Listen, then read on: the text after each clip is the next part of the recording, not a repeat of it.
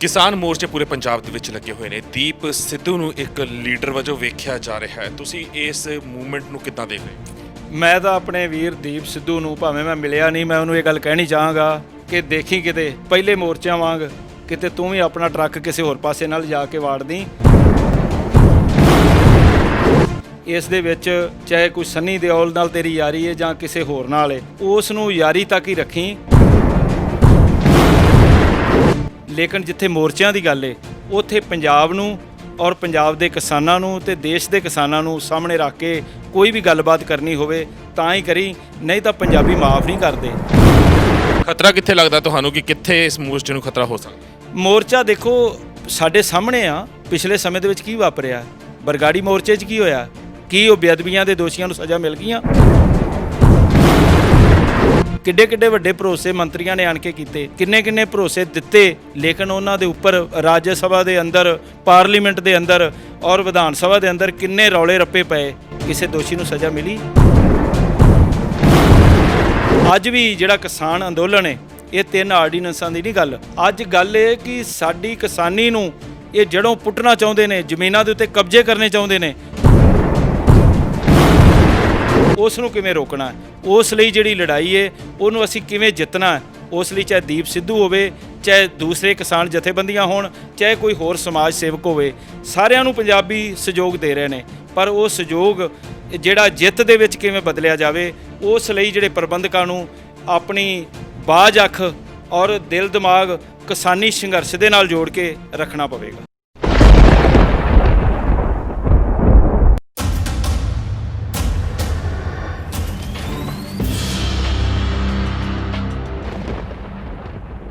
ਗੁਰਬਾਣੀ ਅਖੰਡ ਬਾਣੀ ਦੇਖ ਰਹੀਆਂ ਦੇਸ਼ ਵਿਦੇਸ਼ ਦੀਆਂ ਸਾਰੀਆਂ ਸੰਗਤਾਂ ਦਾ ਮੈਂ ਪ੍ਰੀਤ ਸੈਣੀ ਸਵਾਗਤ ਕਰਦਾ ਤੁਹਾਡੇ ਆਪਣੇ ਪਸੰਦੀਦਾ ਪ੍ਰੋਗਰਾਮ ਸਫਰੇ ਸਿੱਖੀਜ਼ਮ ਦੇ ਵਿੱਚ। ਜਿਵੇਂ ਕਿ ਤੁਸੀਂ ਜਾਣਦੇ, ਇਸ ਪ੍ਰੋਗਰਾਮ ਦੇ ਵਿੱਚ ਅਸੀਂ ਹਮੇਸ਼ਾ ਪੰਜਾਬੀਅਤ ਅਤੇ ਪੰਜਾਬੀਅਤ ਨੂੰ ਲੈ ਕੇ ਗੱਲਬਾਤ ਕਰਦੇ ਹਾਂ ਤੇ ਅੱਜ ਅਸੀਂ ਗੱਲਬਾਤ ਕਰਨ ਜਾ ਰਹੇ ਹਾਂ ਕਿਸਾਨੀ ਦੇ ਮੁੱਦੇ ਤੇ, ਕਿਉਂਕਿ ਪੂਰੇ ਪੰਜਾਬ ਦੀ ਆਵਾਮ ਅੱਜ ਸੜਕਾਂ ਤੇ ਹੈ, ਨੌਜਵਾਨੀ ਅੱਜ ਸੜਕਾਂ ਤੇ ਹੈ, ਕਿਸਾਨੀ ਅੱਜ ਸੜਕਾਂ ਤੇ ਹੈ। ਪਰ ਪੰਜਾਬ ਜਾ ਕਿਹੜੇ ਪਾਸੇ ਨੂੰ ਰਿਹਾ ਹੈ, ਇਸੇ ਵਿਸ਼ੇ ਉੱਤੇ ਚਰਚਾ ਵਾਸਤੇ ਸਾਡੇ ਨਾਲ ਅੱਜ ਸ਼ਾਮਿਲ ਨੇ ਭਾਈ ਕਰਨੈਲ ਸਿੰਘ ਜੀ ਪੀਰ ਮੁਹੰਮਦ, ਆਲ ਇੰਡੀਆ ਸਿੱਖ ਸਟੂਡੈਂਟ ਫੈਡਰੇਸ਼ਨ ਦੇ ਸਾਬਕਾ ਪ੍ਰਧਾਨ ਅਤੇ ਸ਼੍ਰੋਮਣੀ ਅਕਾਲੀ ਦਲ ਟਕਸਾਲੀ ਦੇ ਜਨਰਲ ਸਕੱਤਰ। ਸਵਾਗਤ ਹੈ ਜੀ ਇਸ ਪ੍ਰੋਗਰਾਮ ਦੇ ਵਿੱਚ। ਵਾਹਿਗੁਰੂ ਜੀ ਕਾ ਖਾਲਸਾ, ਵਾਹਿਗੁਰੂ ਜੀ ਕੀ ਫਤਿਹ। ਪੀਰ ਜੀ, ਤੁਸੀਂ ਪੰਜਾਬ ਦਾ ਇਸ ਵੇਲੇ ਦਾ ਮਾਹੌਲ ਵੇਖ ਰਹੇ ਹੋ। ਕਿਹਾ ਜਾ ਸਕਦਾ ਹੈ ਕਿ ਜੋ ਸ਼ੰਭੂ ਮੋਰਚੇ ਤੇ ਝੰਡਾ ਗੱਡਿਆ ਹੋਇਆ ਹੈ, ਜੋ ਮੋਰਚਾ ਲੱਗਿਆ ਹੋਇਆ ਹੈ, ਉਹ ਦਿੱਲੀ ਦੀ ਹਿੱਕ ਤੇ ਮੋਰਚਾ ਲੱਗ ਚੁੱਕਿਆ ਹੈ ਇਸ ਵੇਲੇ, ਤੇ ਦਿੱਲੀ ਨੂੰ ਵੀ ਕਿਤੇ ਨਾ ਕਿਤੇ ਭਾਜੜਾਂ ਪੈ ਰਹੀਆਂ ਨੇ। ਪਰ ਪੂਰੇ ਪੰਜਾਬ ਦੇ ਵਿੱਚ ਜੋ ਮੋਰਚਿਆਂ ਦਾ ਦੌਰ ਹੁਣ ਸ਼ੁਰੂ ਹੋਇਆ ਹੈ, ਕਿਸਾਨ ਆਰਡੀਨੈਂਸ ਪਾਸ ਹੋਣ ਤੋਂ ਬਾਅਦ ਜਾਂ ਕਾਨੂੰਨ ਬਣਨ ਤੋਂ ਬਾਅਦ, ਕੀ ਦੇਖਦੇ ਹੋ ਤੁਸੀਂ, ਕਿਸ ਨਜ਼ਰੀਏ ਨਾਲ ਵੇਖ ਰਹੇ ਹੋ ਇਸ ਨੂੰ? ਦੇਖੋ, ਇਹ ਆਪਣੇ ਆਪ ਦੇ ਵਿੱਚ ਇੱਕ ਬਹੁਤ ਵੱਡਾ ਮਸਲਾ ਹੈ, ਜਿਹੜਾ ਇਕੱਲਾ ਪੰਜਾਬ ਦਾ ਹੀ ਨਹੀਂ, ਦੇਸ਼ ਦੇ ਵੱਖ-ਵੱਖ ਰਾਜਾਂ ਦੇ ਨਾਲ ਸੰਬੰਧਿਤ ਹੈ ਔਰ ਕਿਸਾਨਾਂ ਦੇ ਭਵਿੱਖ ਨਾਲ ਜੁੜਿਆ ਹੋਇਆ ਮਸਲਾ ਹੈ। ਅਤੇ ਕਿਸਾਨਾਂ ਦੇ ਭਵਿੱਖ ਤੋਂ ਅੱਗੇ ਗੱਲ ਕਰੀਏ, ਮਜ਼ਦੂਰਾਂ ਦਾ, ਜਿੰਨੇ ਰਾਜਗੀਰ ਨੇ, ਦੁਕਾਨਦਾਰ ਨੇ, ਜਾਂ ਕੋਈ ਵੀ ਵਰਗ ਆਪਾਂ ਸਮਝ ਲਈਏ ਜਿਹੜਾ ਸਮਾਜ ਦੇ ਵਿੱਚ ਵਿਚਰਦਾ, ਉਸ ਦਾ ਸਾਰਿਆਂ ਦਾ ਇੱਕ ਬਹੁਤ ਵੱਡਾ ਇਹ ਮਸਲਾ ਹੈਗਾ, ਜਿਸ ਨੂੰ ਆਪਾਂ ਅੱਜ ਕਿਸਾਨੀ ਮਸਲੇ ਦੇ ਤੌਰ 'ਤੇ ਦੇਖ ਰਹੇ ਹਾਂ। ਦੇਖੋ, ਕਿਸਾਨ ਜਿਹੜਾ ਹੈ ਉਸ ਨੂੰ ਕਿਹਾ ਜਾਂਦਾ ਅੰਨਦਾਤਾ, ਅਤੇ ਅੰਨਦਾਤਾ ਦੇ ਪ੍ਰਤੀ ਜਿਹੜੇ ਸਰਕਾਰ ਦੀਆਂ ਜ਼ਿੰਮੇਵਾਰੀਆਂ ਨੇ, ਸਮਾਜ ਦੀਆਂ ਜ਼ਿੰਮੇਵਾਰੀਆਂ ਨੇ, ਉਹ ਕਦੇ ਵੀ ਪੂਰੀਆਂ ਨਹੀਂ ਹੋਈਆਂ। ਉਸ ਦੇ ਵਿੱਚ ਇਹ ਆ ਕਿ ਤੁਸੀਂ ਦੇਖੋ, ਹਰ ਖੇਤਰ ਦੇ ਵਿੱਚ ਜੇ ਕੋਈ ਵਪਾਰੀ ਹੈ ਤਾਂ ਉਸ ਨੂੰ ਇੱਕ ਵੱਖਰੇ ਤੌਰ ਦੇ ਉੱਤੇ ਲਿਆ ਜਾਂਦਾ ਹੈ। ਤੁਸੀਂ ਦੇਖੋ, ਦੇਸ਼ ਦੇ ਅੰਦਰ ਪਾਰਲੀਮੈਂਟ ਹੈ, ਰਾਜ ਸਭਾ, ਤਾਂ ਉੱਥੇ ਇੱਕ ਬਜਟ ਜਿਹੜਾ ਤਿਆਰ ਹੁੰਦਾ, ਇੱਕ ਤਾਂ ਸਾਂਝਾ ਬਜਟ ਤਿਆਰ ਹੁੰਦਾ ਜੀ, ਉਹ ਇੱਕ ਰੇਲਵੇ ਦਾ ਬਜਟ ਇੱਕ ਅਲੱਗ ਤੌਰ ਦੇ ਉੱਤੇ ਤਿਆਰ ਕੀਤਾ ਜਾਂਦਾ। ਲੇਕਿਨ ਤੁਸੀਂ ਦੇਖੋ, ਕਿਹਾ ਜਾਂਦਾ ਹੈ ਕਿ ਕਿਸਾਨ ਜਿਹੜਾ ਹੈ ਉਹ ਅੰਨਦਾਤਾ ਹੈ ਅਤੇ ਦੇਸ਼ ਦੇ ਲੋਕਾਂ ਦਾ ਪੇਟ ਭਰਦਾ। ਚਾਹੀਦਾ ਤਾਂ ਇਹ ਸੀ ਕਿ ਕਿਸਾਨਾਂ ਲਈ ਇੱਕ ਅਲੱਗ ਬਜਟ ਤਿਆਰ ਕੀਤਾ ਜਾਂਦਾ ਔਰ ਉਸ ਨੂੰ ਫੋਕਸ ਕੀਤਾ ਜਾਂਦਾ। ਤੁਸੀਂ ਦੇਖੋ, ਇੱਕ ਮੁਲਾਜ਼ਮ ਹੈ, ਉਹ 70,000 80,000 ਲੱਖ ਰੁਪਇਆ ਤਨਖਾਹ ਲੈਂਦਾ। ਬਿਊਰੋਕਰੇਟ ਜਿਹੜੇ ਆ ਉਹ 1.5 ਲੱਖ ਰੁਪਇਆ, 2.5 ਲੱਖ ਰੁਪਇਆ ਤਨਖਾਹ, ਅਤੇ ਬਾਕੀ ਹੋਰ ਬਹੁਤ ਕੁਝ ਜਿਹੜੇ ਉਹਨਾਂ ਨੂੰ TA DA ਸੁੱਖ ਸਹੂਲਤਾਂ ਮਿਲਦੀਆਂ ਨੇ। ਲੇਕਿਨ ਉਹਨਾਂ ਨੂੰ ਉਸ ਦੇ ਵਿੱਚ ਇੰਸ਼ੋਰੈਂਸ ਵੀ ਹੈ, ਉਹਨਾਂ ਨੂੰ ਮੈਡੀਕਲ ਕਲੇਮ ਵੀ ਮਿਲਦਾ, ਉਹਨਾਂ ਨੂੰ ਹਰ ਤਰ੍ਹਾਂ ਦੀ ਸਹੂਲਤ ਮਿਲਦੀ, ਪੈਨਸ਼ਨ ਵੀ ਮਿਲਦੀ ਹੈ। ਲੇਕਿਨ ਇੱਕ ਕਿਸਾਨ ਹੈ, ਉਹ ਭਾਵੇਂ 95 ਸਾਲ ਦੀ ਉਮਰ ਦੇ ਵਿੱਚ ਮਰ ਜਾਵੇ ਭਾਵੇਂ ਉਹ 100 ਸਾਲ ਦਾ ਹੋ ਜਾਵੇ, ਉਹਨੂੰ ਕਿਸੇ ਤਰੀਕੇ ਦੀ ਕੋਈ ਸਹੂਲਤ ਨਹੀਂ ਹੈਗੀ। ਉਹ ਬਿਮਾਰ ਹੋ ਜਾਵੇ, ਉਹਦਾ ਪਰਿਵਾਰ ਬਿਮਾਰ ਹੋ ਜਾਵੇ, ਉਹਦੇ ਲਈ ਕੋਈ ਸਹੂਲਤ ਨਹੀਂ ਹੈਗੀ। ਅਤੇ ਇਹ ਆਪਣੇ ਆਪ ਦੇ ਵਿੱਚ ਤੁਸੀਂ ਦੇਖੋ, ਜੇ ਉਹ ਇਹ ਮੰਨਦੇ ਆ ਲੋਕ ਜਿਹੜੇ ਉੱਥੇ ਨੀਤੀ ਘਾੜੇ ਬੈਠੇ ਨੇ, ਜੇ ਵਾਕਈ ਮੰਨਦੇ ਨੇ, ਉਹਨਾਂ ਦੇ ਵਿੱਚੋਂ ਵੀ ਤਕਰੀਬਨ ਤੁਸੀਂ ਦੇਖੋਗੇ 80% ਜਿਹੜੇ ਆ ਉਹ ਕਿਸਾਨੀ ਕਿੱਤੇ ਨਾਲ ਕਿਸੇ ਨਾ ਕਿਸੇ ਰੂਪ ਵਿੱਚ ਜੁੜੇ ਹੋਣਗੇ। ਲੇਕਿਨ ਉਸ ਦੇ ਬਾਵਜੂਦ ਸਭ ਤੋਂ ਅਫਸੋਸ ਦੀ ਗੱਲ ਇਹ, ਕਿਸੇ ਵੀ ਧਿਰ ਨੇ ਕਦੇ ਵੀ ਇਹ ਸੋਚਿਆ ਨਹੀਂ ਕਿ ਇਹ ਜਿਹੜਾ ਕਿਸਾਨ ਹੈ, ਚਾਹੇ ਤੁਸੀਂ ਅੱਜ ਇੱਥੇ TV ਸਟੂਡੀਓ 'ਚ ਬੈਠੇ ਹੋ, ਤੁਸੀਂ ਵੀ ਜਿਹੜੀ ਰੋਟੀ ਖਾਂਦੇ ਹੋ ਉਹ ਕਿਸਾਨ ਵੱਲੋਂ ਪੈਦਾ ਕੀਤੀ ਹੋਈ ਕਣਕ ਤੋਂ, ਜਾਂ ਜੋ ਵੀ ਆਪਾਂ ਨਿਤਬਰਾ ਜ਼ਿੰਦਗੀ ਦੇ ਵਿੱਚ ਡੋਸੇ ਇਡਲੀ ਤੱਕ ਜੋ ਵੀ ਕੁਝ ਖਾਂਦੇ ਆ ਉਹ ਕਿਸਾਨ ਤਿਆਰ ਕਰਦਾ। ਸੋ ਮੈਂ ਮਹਿਸੂਸ ਕਰਦਾ ਕਿ ਇੱਕ ਬੜੇ ਯੋਜਨਾਬੰਦ ਢੰਗ ਦੇ ਨਾਲ ਜਿਹੜਾ ਮੇਨ ਕਿੱਤਾ ਹੈ ਉਸ ਨੂੰ ਇਸ ਤਰੀਕੇ ਨਾਲ ਦਬਾ ਕੇ ਰੱਖਿਆ ਗਿਆ। ਅਤੇ ਅੱਜ ਜਿਹੜਾ ਉਹ ਕਹਿੰਦੇ ਆ ਨਾ ਕਿ ਭਾਫ ਜਿਹੜੀ ਹੈ ਉਹ ਜਿੰਨਾ ਮਰਜ਼ੀ ਤੁਸੀਂ ਉੱਤੇ ਢੱਕਣ ਉਹਦੇ ਉੱਤੇ ਜੋ ਮਰਜ਼ੀ ਰੱਖ ਲਓ, ਇੱਕ ਦਿਨ ਉਬਾਲਾ ਜਦੋਂ ਮਾਰੇਗੀ ਤਾਂ ਉਹ ਸਾਰਾ ਕੁਝ ਪੁੱਟ ਦੇਗਾ। ਅੱਜ ਗੱਲ ਉੱਥੇ ਖੜ ਗਈ ਆਣ ਕੇ ਜੀ। ਇਹ ਭਾਫ ਨੇ ਉਬਾਲਾ ਜਿਹੜਾ ਹੁਣ ਮਾਰਿਆ ਆ, ਕਿਉਂਕਿ ਤਸ਼ੱਦਦਾਂ ਅਗਰ ਕਿਸਾਨਾਂ ਦੀ ਗੱਲ ਕਰੀਏ ਤਾਂ ਹੁਣ ਦੀਆਂ ਨਹੀਂ ਚੱਲਦੀਆਂ ਆ ਰਹੀਆਂ, ਬਹੁਤ ਪਹਿਲਾਂ ਦੀਆਂ ਚੱਲਦੀਆਂ ਆ ਰਹੀਆਂ ਨੇ। ਗ੍ਰੀਨ ਰੈਵੋਲਿਊਸ਼ਨ ਦੀ ਪੰਜਾਬ ਨੂੰ ਲੋੜ ਨਹੀਂ ਸੀ, ਭਾਰਤ ਨੂੰ ਲੋੜ ਸੀ। ਉਦੋਂ ਕਿਸਾਨੀ ਨੇ ਅਪਣਾਇਆ। ਝੋਨੇ ਤੇ ਕਣਕ ਦੇ ਚੱਕਰ ਦੇ ਵਿੱਚ ਕਿਸਾਨ ਫਸਿਆ, ਜਾਂ ਉਦੋਂ ਜ਼ਰੂਰਤ ਸੀ ਕਿਸਾਨ ਨੂੰ ਫਸਣ ਦੀ, ਜਾਂ ਸੋਚੀਆਂ ਸਮਝੀਆਂ ਸਾਜ਼ਿਸ਼ਾਂ ਦੇ ਤਹਿਤ ਕੀਤਾ ਗਿਆ। ਜਿਹੜੀਆਂ ਸਰਕਾਰਾਂ ਨੂੰ ਅੱਜ ਇਹ ਮੰਨਣਾ ਚਾਹੀਦਾ ਸੀ ਕਿ ਪੰਜਾਬ ਹਰਿਆਣਾ ਨੇ ਉਸ ਵੇਲੇ ਆਜ਼ਾਦੀ ਤੋਂ ਬਾਅਦ ਪੂਰੇ ਭਾਰਤ ਦਾ ਢਿੱਡ ਭਰਿਆ, ਜਦੋਂ ਸਾਨੂੰ ਦੂਜਿਆਂ ਦੇ ਸਾਹਮਣੇ ਭੀਖ ਮੰਗਣੀ ਪੈ ਸਕਦੀ ਸੀ ਸ਼ਾਇਦ, ਜਾਂ ਭੁੱਖਮਰੀ ਦੀ ਨੌਬਤ ਵੀ ਆ ਸਕਦੀ ਸੀ ਭਾਰਤ ਦੇ ਵਿੱਚ, ਅੱਜ ਉਹ ਕਿਸਾਨਾਂ ਨੂੰ ਇਹ ਭੁੱਖਮਰੀ ਦੀ ਕਗਾਰ 'ਤੇ ਲਿਆ ਕੇ ਖੜੇ ਕਰ ਰਹੇ ਨੇ।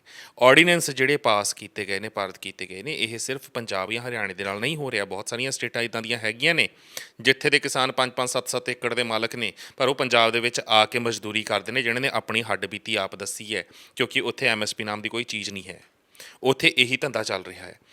ਪਰ ਹੁਣ ਕਿਉਂ ਕਿਸਾਨ ਇੱਕਦਮ ਜਾਗਰੂਕ ਹੋਏ ਨੇ? ਕਿਉਂਕਿ ਅਗਰ ਸਵਾਮੀਨਾਥਨ ਕਮਿਸ਼ਨ ਦੀ ਵੀ ਗੱਲ ਕਰਦੇ ਹਾਂ ਅਸੀਂ, 2006 ਦੇ ਵਿੱਚ ਜਦੋਂ ਇਹ ਰਿਪੋਰਟ ਸਾਹਮਣੇ ਆਈ ਸੀ, ਉਸ ਤੋਂ ਬਾਅਦ ਤੋਂ ਹੁਣ ਤੱਕ 20 ਮੋਰਚੇ ਲੱਗੇ ਨੇ, 20 ਜਥੇਬੰਦੀਆਂ ਸਾਹਮਣੇ ਗਈਆਂ ਨੇ। ਅੱਜ ਵੀ ਕਿਸਾਨ ਉਹੀ ਚੀਜ਼ ਰੋ ਰਹੇ ਨੇ, ਉਹੀ ਚੀਜ਼ ਕਹਿ ਰਹੇ ਨੇ ਕਿ ਅਸੀਂ ਅੱਗੇ ਲੱਗੇ ਹਾਂ ਮੋਰਚਿਆਂ ਦੇ, ਸਾਨੂੰ ਪਤਾ ਸਿਆਸਤਦਾਨਾਂ ਦੇ ਨਾਲ ਕਿੱਦਾਂ ਨਜਿੱਠਣਾ ਆ।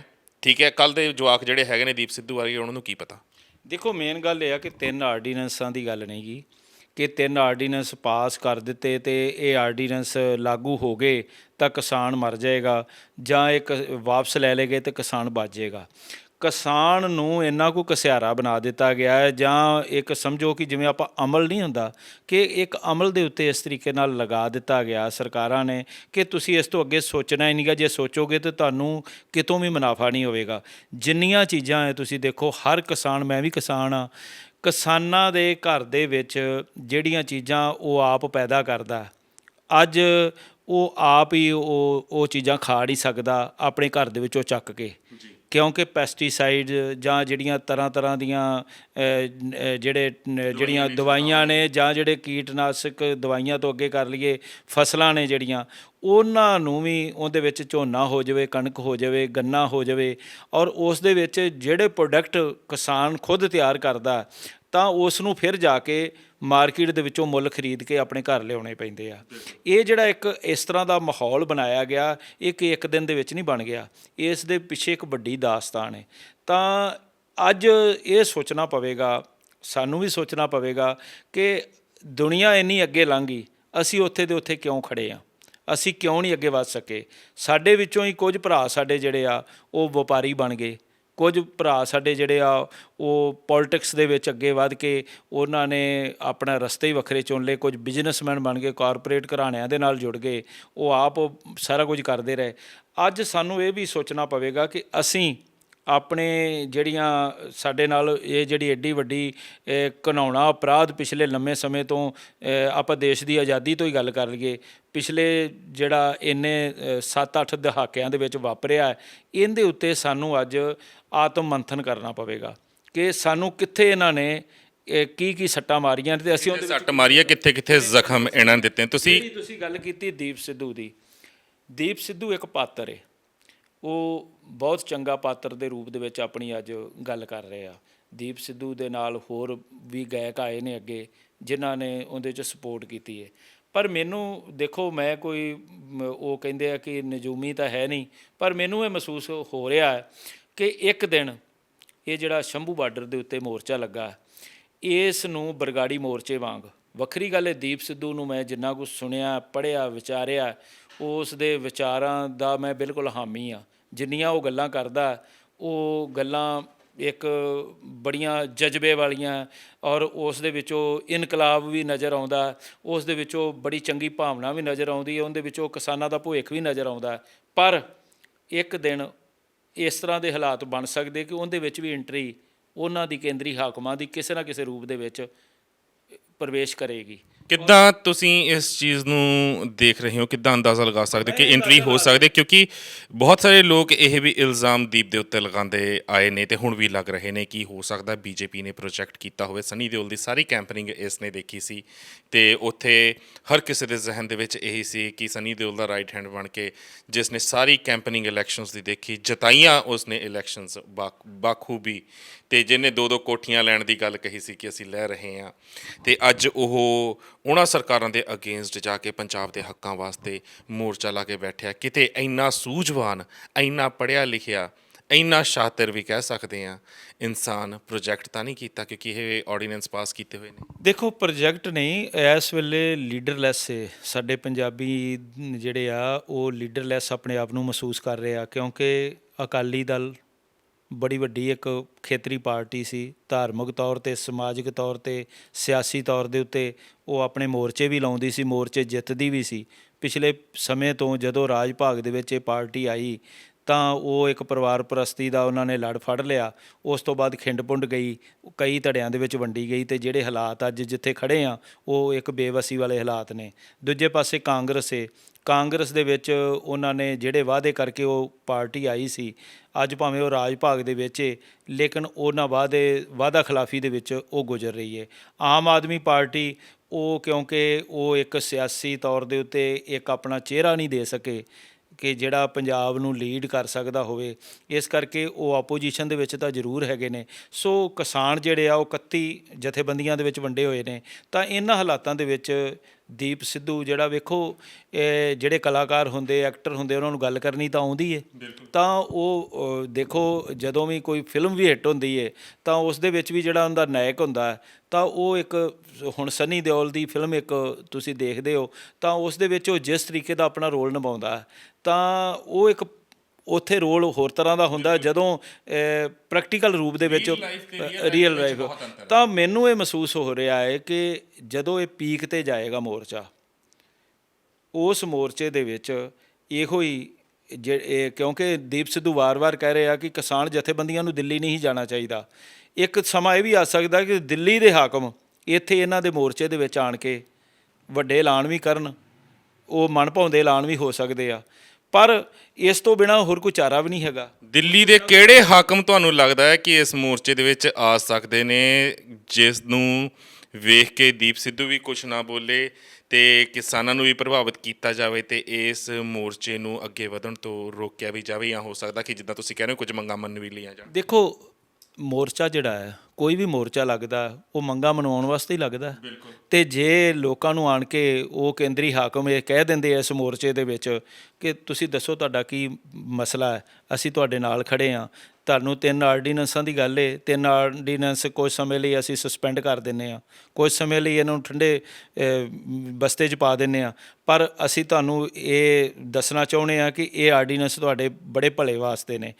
ਅੱਜ ਜਿਵੇਂ ਦੀਪ ਸਿੱਧੂ ਆਪਦੇ ਮੂੰਹ ਹੀ ਗੱਲ ਕਹਿ ਰਿਹਾ ਹੈ ਕਿ ਭਾਈ ਗੱਲ 3 ਆਰਡੀਨੈਂਸਾਂ ਦੀ ਨਹੀਂ, ਗੱਲ ਤਾਂ ਇਹ ਆ ਕਿ ਸਾਡੇ ਭਵਿੱਖ ਦੀ। ਮੈਂ ਮਹਿਸੂਸ ਕਰਨਾ ਕਿ ਰੱਬ ਨਾ ਕਰੇ ਕਿ ਇਸ ਤਰ੍ਹਾਂ ਦੀ ਕੋਈ ਗੱਲ ਹੋਵੇ। ਜੇਕਰ ਹੋ ਜਾਂਦੀ ਹੈ ਤਾਂ ਤੁਸੀਂ ਦੇਖੋ ਬਰਗਾੜੀ ਮੋਰਚੇ ਤੋਂ ਬਾਅਦ ਇੱਕ ਮੋਰਚਾ ਜਿਹਦੇ ਵਿੱਚ ਅੱਜ ਚੰਗੀਆਂ ਚੰਗੀਆਂ ਸ਼ਖਸੀਅਤਾਂ ਉੱਥੇ ਆਣ ਕੇ ਬੋਲ ਰਹੀਆਂ ਨੇ, ਭਾਵੇਂ ਉਹਨਾਂ ਦੀ ਗਿਣਤੀ ਥੋੜ੍ਹੀ ਹੋਵੇ, ਜ਼ਿਆਦਾ ਹੋਵੇ ਮੋਰਚੇ ਵਾਲਿਆਂ ਦੀ, ਪਰ ਇੱਕ ਕੇਂਦਰ ਬਿੰਦੂ ਬਣ ਗਿਆ। TV ਚੈਨਲ ਵੀ ਉਹਨਾਂ ਨੂੰ ਕਵਰੇਜ ਦੇ ਰਹੇ ਆ। ਤਾਂ ਅਜਿਹੇ ਹਾਲਾਤਾਂ ਦੇ ਵਿੱਚ ਹੁਣ ਇਕੱਲਾ ਦੀਪ ਸਿੱਧੂ ਦਾ ਫਰਜ਼ ਨਹੀਂ ਬਣਦਾ, ਇਹਦੇ ਵਿੱਚ ਜਿੰਨੇ ਵੀ ਲੋਕ ਜਿਹੜੇ ਉੱਥੇ ਜਾ ਰਹੇ ਨੇ ਉਹ ਇੱਕ ਆਪਣੀ ਇੱਕ ਕੋਆਰਡੀਨੇਸ਼ਨ ਕਰਨ ਆਪਸ ਵਿੱਚ ਕਿ ਇਹ ਮੋਰਚਾ ਜੇ ਫੇਲ ਹੋ ਜਾਂਦਾ ਜਾਂ ਇਸ ਮੋਰਚੇ ਨੂੰ ਵੀ ਹਾਈਜੈਕ ਕਰ ਲਿਆ ਜਾਂਦਾ ਤਾਂ ਉਸ ਤੋਂ ਬਾਅਦ ਫਿਰ ਪੰਜਾਬੀ ਜਾਂ ਸਾਡੀ ਕੌਮ ਕਿਸ ਦੇ ਉੱਤੇ ਭਰੋਸਾ ਕਰੇਗੀ? ਫਿਰ ਕਾਫੀ ਲੰਮਾ ਸਮਾਂ ਜਿਹੜਾ ਅੰਧਕਾਰ ਦੇ ਵਿੱਚ ਜਾਣਾ ਪਵੇ। ਬਹੁਤ ਬਰਗਾੜੀ ਮੋਰਚੇ ਤੋਂ ਬਾਅਦ ਤਾਂ ਵੈਸੇ ਹੀ ਕੌਮ ਦਾ ਜਿਹੜੇ ਕਹਿੰਦੇ ਨੇ ਕਮਰ ਟੁੱਟ ਗਈ ਸੀ ਇੱਕ ਵਾਰ ਫਿਰ ਤੋਂ, ਕਿਉਂਕਿ ਉਦੋਂ ਕੌਮ ਫਿਰ ਤੋਂ ਖੜੀ ਹੋਈ ਸੀ, ਜੁੜੀ ਸੀ ਮੋਰਚੇ ਦੇ ਨਾਲ। ਸੋ ਮੈਂ ਇਹ ਗੱਲ ਕਹਿਣੀ ਚਾਹੁੰਦਾ ਕਿ ਇਹ ਮੋਰਚੇ ਦੇ ਵਿੱਚ ਜਿੱਥੇ ਸਾਡਾ ਜਜ਼ਬਾਤੀ ਰੌਂਵ ਹੈ, ਜਿੱਥੇ ਸਾਡੀ ਮਜਬੂਰੀ ਹੈ ਕਿ ਅਸੀਂ ਅੱਜ ਹੁਣ ਜਦੋਂ ਆ ਰਹੇ ਹਾਂ ਤੇ ਹਰ ਇੱਕ ਨੂੰ ਚੰਗਾ ਲੱਗਦਾ, ਹਰ ਇੱਕ ਦੀ ਜੇਬ ਦੇ ਵਿੱਚੋਂ ਜੇ ਚੰਡੀਗੜ੍ਹ ਤੋਂ ਪਟਿਆਲੇ ਤੱਕ ਵੀ ਜਾਣਾ ਤੇ ਉਹਦਾ 300-400 ਰੁਪਇਆ ਲੱਗ ਜਾਂਦਾ। ਅੱਜ ਕੋਈ ਟੋਲ ਪਲਾਜ਼ਾ ਨਹੀਂ, ਸਾਰੇ ਖੁੱਲ੍ਹੇ ਪਏ ਨੇ, ਉੱਥੇ ਕਿਸਾਨ ਬੈਠੇ ਨੇ, ਮੋਰਚਾ ਲਾ ਕੇ ਬੈਠੇ ਹੋਏ ਨੇ। ਸੋ ਇੱਕ ਐਸਾ ਮਾਹੌਲ ਤਿਆਰ ਕਰਨ ਦੀ ਲੋੜ ਹੈ, ਇਹ ਸਮੀਖਿਆ ਕਰਨ ਦੀ ਲੋੜ ਹੈ ਕਿ ਜੇ ਇਸ ਤਰ੍ਹਾਂ ਦਾ ਮਾਹੌਲ ਬਣੇਗਾ ਤਾਂ ਫਿਰ ਕੀ ਹੋਵੇਗਾ। ਜੇ ਇਸ ਤਰ੍ਹਾਂ ਅਸੀਂ ਮੋਰਚੇ ਨੂੰ ਇੱਕ ਪੀਕ ਦੇ ਉੱਤੇ ਲੈ ਕੇ ਚਲੇ ਜਾਂਦੇ ਹਾਂ ਤਾਂ ਫਿਰ ਕਿੱਥੋਂ ਤੱਕ ਅਸੀਂ ਕਿਹੜੀ ਗੱਲ ਨੂੰ ਮਨਵਾਉਣਾ ਹੈ ਤਾਂ ਕਿਵੇਂ ਉਸ ਦਾ ਹੱਲ ਕੱਢਣਾ। ਇਹ ਸਾਰੀਆਂ ਗੱਲਾਂ ਜਿਹੜੀਆਂ ਆਉਣ ਵਾਲੇ ਦਿਨਾਂ ਦੇ ਵਿੱਚ ਬੜੇ ਚੰਗੇ ਢੰਗ ਦੇ ਨਾਲ ਕਲੀਅਰ ਕਰਨੀਆਂ ਚਾਹੀਦੀਆਂ। ਮੈਂ ਤਾਂ ਤੁਹਾਨੂੰ ਪ੍ਰੈਸ ਨੂੰ ਵੀ ਇਹ ਗੱਲ ਕਹਾਂਗਾ ਕਿ ਮੰਨ ਲਓ ਕਿ ਉੱਥੇ ਕੱਲ੍ਹ ਨੂੰ ਸੰਨੀ ਦਿਓਲ ਜਾਂ ਨਰਿੰਦਰ ਤੋਮਰ ਜਾਂ ਕੁਝ ਹੋਰ ਜਿਹੜੇ ਉਹਨਾਂ ਦੇ ਆਗੂ ਨੇ ਉਹ ਆਣ ਕੇ ਕਹਿ ਦਿੰਦੇ, ਹਾਂ ਬਈ ਦੀਪ ਸਿੱਧੂ ਦੱਸ ਕਿ ਤੂੰ ਜਿਹੜੀਆਂ ਮੰਗਾਂ ਲਈ ਇੱਥੇ ਬੈਠਾ ਹੈ, ਤੇਰੀਆਂ ਮੰਗਾਂ ਨੂੰ ਅਸੀਂ ਮੰਨਣ ਲਈ ਤਿਆਰ ਹਾਂ, ਤਾਂ ਉਹਨਾਂ ਹਾਲਾਤਾਂ ਦੇ ਵਿੱਚ ਕੀ ਹੋਏਗਾ। ਆਖਰ ਤਾਂ ਕੋਈ ਵੀ ਮੋਰਚਾ ਲਾਇਆ ਜਾਂਦਾ ਉਹ ਮੰਗਾਂ ਮਨਵਾਉਣ ਵਾਸਤੇ ਲਾਇਆ ਜਾਂਦਾ, ਪਰ ਇਹ ਜੇ ਇਹ ਮੰਗਾਂ ਆਨੰਦਪੁਰ ਦਾ ਮਤਾ ਸਾਹਮਣੇ ਰੱਖ ਦਿੱਤਾ ਗਿਆ। ਨਹੀਂ, ਦੇਖੋ ਮੰਗਾਂ ਜਿਹੜੀਆਂ ਹੁੰਦੀਆਂ ਨੇ ਨਾ, ਚਾਰਟ ਬਦਲੇ ਨਹੀਂ ਜਾਂਦੇ ਰੋਜ਼-ਰੋਜ਼, ਚਾਰਟ ਇੱਕੋ ਹੀ ਹੁੰਦਾ। ਨਹੀਂ, ਖੁਦ ਮੁਖਤਿਆਰੀ ਦੇਣਗੇ, ਕਿਉਂਕਿ ਦੀਪ ਸਿੱਧੂ ਇਸ ਵੇਲੇ ਖੁਦ ਮੁਖਤਿਆਰੀ ਦੀ ਗੱਲ ਕਰ ਰਿਹਾ ਹੈ, ਆਨੰਦਪੁਰ ਦੇ ਮਤੇ ਦੀ ਗੱਲ ਕਰ ਰਿਹਾ ਹੈ। ਉਹ ਕਹਿ ਰਿਹਾ ਹੈ ਕਿ ਜੋ ਮੰਗਾਂ ਉਸ ਵੇਲੇ ਸੰਤਾਂ ਨੇ ਰੱਖੀਆਂ ਸੀ, ਅੱਜ ਅਸੀਂ ਉਹਨਾਂ ਮੰਗਾਂ ਨੂੰ ਲੈ ਕੇ ਹੀ ਮੁੜ ਮੋਰਚੇ ਤੇ ਬੈਠੇ ਹੋਏ ਹਾਂ। ਗੱਲ ਸਿਰਫ MSP ਦੀ ਨਹੀਂ ਹੈ। ਜੇ ਕੇਂਦਰ ਸਰਕਾਰ ਨੇ ਉਹ ਮੰਗਾਂ ਮੰਨਣੀਆਂ ਹੀ ਹੁੰਦੀਆਂ ਤਾਂ ਫਿਰ ਉਹਨਾਂ ਨੂੰ ਆਰਡੀਨੈਂਸ ਪਾਸ ਕਰਨ ਦੀ ਕੋਈ ਲੋੜ ਨਹੀਂ ਸੀ ਹੈਗੀ। ਉਹ ਇੱਥੋਂ 2022 ਦਾ ਆਪਣਾ ਸਿਆਸੀ ਭਵਿੱਖ ਦੇਖ ਰਿਹਾ। ਨਰਿੰਦਰ ਮੋਦੀ, ਜਿਵੇਂ ਉਹ ਕਹਿੰਦਾ ਨਾ ਕਿ ਮੋਰਚਾ ਚੱਲਦਾ ਆ, ਸਾਰਿਆਂ ਨੂੰ ਫਤਿਹ ਕਰਦੇ ਆਏ, ਤਾਂ ਪੰਜਾਬ ਆਣ ਕੇ ਉਹਨਾਂ ਦਾ ਰੱਥ ਜਿਹੜਾ ਰੁਕਿਆ, ਤਾਂ ਉਸ ਰੱਥ ਨੂੰ ਇੱਥੇ ਗੱਡੇ ਨੂੰ ਕਿਵੇਂ ਉਹਨਾਂ ਨੇ ਕੱਢਣਾ, ਉਹ ਇਹੋ ਜਿਹੀ ਵੀ ਪਾਲਿਸੀ ਜਿਹੜੀ ਹੈ ਉਹ BJP ਦੇ ਦਿਮਾਗ ਦੇ ਵਿੱਚ ਚੱਲ ਰਹੀ ਹੈ। ਅੱਜ ਇੰਝ ਮਹਿਸੂਸ ਹੁੰਦਾ ਹੈ ਕਿ ਲੈ ਵੀ BJP ਨੇ ਸਾਰਾ ਪੰਜਾਬ BJP ਦੇ ਐਂਟੀ ਹੈ, ਲੇਕਿਨ ਦੂਸਰੇ ਪਾਸੇ ਜਿਹੜੀ ਇੱਕ ਗਰਾਊਂਡ ਤਿਆਰ ਕੀਤੀ ਜਾ ਰਹੀ ਹੈ, ਉਸ ਗਰਾਊਂਡ ਦੇ ਵਿੱਚ ਬੜੇ ਬੜੇ ਪਾਤਰ ਅਜੇ ਇਹਦੇ ਵਿੱਚ ਸ਼ਾਮਲ ਹੋਣਗੇ ਆਉਣ ਵਾਲੇ ਦਿਨਾਂ ਦੇ ਵਿੱਚ। ਮਤਲਬ ਤੁਸੀਂ ਇਹ ਚੀਜ਼ ਕਹਿ ਰਹੇ ਹੋ ਕਿ ਆਉਣ ਵਾਲੇ ਸਮੇਂ ਦੇ ਵਿੱਚ ਇਹ ਹੋ ਸਕਦਾ ਹੈ ਕਿ ਦੀਪ ਸਿੱਧੂ ਦੇ ਕੋਲ ਸਨੀ ਦਿਓਲ ਪਹੁੰਚੇ ਜਾਂ ਹੋਰ ਮੰਤਰੀ ਪਹੁੰਚਣ, ਉਹ ਮੰਗਾਂ ਜਿਹੜੀਆਂ ਲੈ ਕੇ ਦੀਪ ਸਿੱਧੂ ਮੋਰਚੇ ਤੇ ਬੈਠਿਆ ਹੋਇਆ ਹੈ ਕਿ ਕਿਹੜੀਆਂ ਮੰਗਾਂ ਨੇ, ਦੱਸ ਤੇਰੀਆਂ ਅਸੀਂ ਪੂਰੀਆਂ ਕਰਦੇ ਹਾਂ, ਤੇ ਇਸ ਮੋਰਚੇ ਨੂੰ ਉਸ ਤੋਂ ਬਾਅਦ ਪੂਰੀ ਤਰ੍ਹਾਂ ਨਾਲ ਭਾਜਪਾ ਕੈਸ਼ ਕਰਕੇ ਲੈ ਜਾਏਗੀ। ਦੇਖੋ, ਕੁਝ ਵੀ ਸੰਭਵ ਹੈ, ਪਿੱਛੇ ਹੁੰਦਾ ਆਇਆ ਇਸ ਤਰ੍ਹਾਂ ਦਾ, ਪਰ ਇਹੋ ਜਿਹਾ ਕੁਝ ਨਾ ਹੋਵੇ। ਦੇਖੋ, ਕੇਂਦਰ ਨੂੰ ਇਹ ਗੱਲ ਦਾ ਅਹਿਸਾਸ ਕਰਾਉਣਾ ਸਾਨੂੰ ਇਕਜੁੱਟਤਾ ਦੇ ਨਾਲ ਹੀ ਹੋ ਸਕਦਾ ਹੈ ਕਿ ਤੁਸੀਂ ਜੋ ਪਿਛਲੀਆਂ ਸਰਕਾਰਾਂ ਨੇ, ਕਾਂਗਰਸ ਨੇ, ਜੋ ਰੈਪੂਟੇਸ਼ਨ ਉਹ ਦੁਬਾਰਾ ਨਾ ਹੋਵੇ। ਜੋ ਕੁਝ ਉਹਨਾਂ ਨੇ ਕੀਤਾ ਕਿ ਸਾਨੂੰ ਦਬਾਉਣ ਦੀ ਨੀਤੀ, ਸਾਨੂੰ ਮਾਰਨ ਦੀ ਨੀਤੀ, ਸਾਨੂੰ ਕੁੱਟਣ ਦੀ ਨੀਤੀ, ਅਤੇ ਅੱਜ ਜੋ ਨਰਿੰਦਰ ਮੋਦੀ ਦੀ ਸਰਕਾਰ ਜੋ ਕਰਨ ਜਾ ਰਹੀ ਹੈ ਜਾਂ ਕਰ ਰਹੀ ਹੈ, ਇਹ ਤਾਂ ਪਹਿਲੀ ਸਰਕਾਰ ਦੀਆਂ ਨੀਤੀਆਂ ਦਾ ਕੋਈ ਫਰਕ ਵੱਖਰਾ ਨਹੀਂ ਗਾ। ਅੱਜ ਸਾਨੂੰ ਇਹ ਸੋਚਣਾ ਪਵੇਗਾ ਕਿ ਅਸੀਂ ਸਦਾ ਮੋਰਚੇ ਹੀ ਲਾਉਂਦੇ ਰਹਾਂਗੇ, ਸਦਾ ਇਸੇ ਤਰ੍ਹਾਂ ਹੀ ਸਾਰਾ ਕੁਝ ਚੱਲਦਾ ਰਹੇਗਾ। ਅੱਜ ਹੁਣ ਜੇ ਇੱਕ ਮੋਰਚਾ ਲੱਗ ਗਿਆ ਤਾਂ ਉਹਨੂੰ ਜਿੱਤਣਾ ਕਿਵੇਂ ਆ, ਔਰ ਲੋਕਾਂ ਦਾ ਭਰੋਸਾ ਕਿਵੇਂ ਜਿੱਤਣਾ। ਮੈਂ ਤਾਂ ਆਪਣੇ ਇਸ ਵੀਰ ਨੂੰ ਵੀ ਕਹਾਂਗਾ, ਮੈਂ ਤਾਂ ਕਦੀ ਮਿਲਿਆ ਨਹੀਂ ਉਹਨੂੰ, ਪਰ ਮੈਂ ਇਹ ਗੱਲ ਕਹਾਂਗਾ ਕਿ ਜੇ ਭਾਈ ਤੂੰ ਪੰਜਾਬ ਦੇ ਵਿੱਚ ਆਇਆ, ਇੱਥੇ ਮੋਰਚਾ ਲਾਇਆ ਈ, ਤਾਂ ਇਸ ਮੋਰਚੇ ਦੇ ਵਿੱਚ ਇੰਨੀ ਕ੍ਰੈਲਿਟੀ ਪੈਦਾ ਕਰ ਦੇ ਕਿ ਕੋਈ ਉਂਗਲ ਨਾ ਠਾ ਸਕੇ। ਇਹ ਵੱਖਰੀ ਗੱਲ ਹੈ ਕਿ ਦੁਨੀਆ ਸਾਰੀ ਕਦੇ ਵੀ ਕਿਸੇ ਨੂੰ ਚੰਗਾ ਨਹੀਂ ਕਹਿੰਦੀ। ਦੁਨੀਆ ਦੇ ਵਿੱਚ ਬਹੁਤ ਸਾਰੇ ਲੋਕ ਇਸ ਤਰ੍ਹਾਂ ਦੇ ਹੁੰਦੇ ਨੇ ਜਿਹੜੇ ਉਂਗਲ ਬਿਨਾਂ ਮਤਲਬ ਤੋਂ ਵੀ ਚੁੱਕਦੇ ਰਹਿੰਦੇ ਆ, ਪਰ ਮੈਂ ਇੱਕ ਪੰਜਾਬੀ ਹੋਣ ਦੇ ਨਾਤੇ, ਇੱਕ ਸਿੱਖ ਹੋਣ ਦੇ ਨਾਤੇ, ਇੱਕ ਹੂ ਕੇ ਅਸੀਂ ਵੀ ਲੜਾਈ ਲੜੀ ਹੈ, ਲੜ ਰਹੇ ਹਾਂ। ਨਵੰਬਰ 1984 ਸਿੱਖ ਨਸਲਕੁਸ਼ੀ ਦੀ ਸਾਡੇ ਸਾਹਮਣੇ ਜਿਹੜੇ ਲੋਕ ਉਹਨੂੰ ਦੰਗੇ ਕਹਿੰਦੇ ਸੀ, ਅਸੀਂ ਮਜਬੂਰ ਕਰ ਦਿੱਤਾ ਕਿ ਇਹ ਸਿੱਖਾਂ ਦੀ ਨਸਲਕੁਸ਼ੀ ਹੋਈ ਹੈ, ਔਰ ਸ੍ਰੀ ਅਕਾਲ ਤਖਤ ਸਾਹਿਬ ਤੱਕ ਜਾ ਕੇ ਉਹ ਸੰਘਰਸ਼ ਲੜ ਕੇ ਔਰ ਦੁਨੀਆ ਨੂੰ ਦੱਸਿਆ। ਔਰ ਇਹ ਕੋਈ ਹਿੰਦੂ ਸਿੱਖਾਂ ਦੀ ਲੜਾਈ ਨਹੀਂ ਸੀ, ਕਿਸੇ ਦੂਸਰੇ ਧਰਮ ਦੀ ਲੜਾਈ ਨਹੀਂ ਸੀ। ਇਹ ਸਾਡੇ ਉੱਤੇ ਇੱਕ ਜ਼ਬਰਦਸਤ ਅਟੈਕ ਸੀ ਔਰ ਗਿਣੀ ਮਿਥੀ ਸਾਜ਼ਿਸ਼ ਦੇ ਨਾਲ ਅਟੈਕ ਕੀਤਾ ਗਿਆ ਸੀ।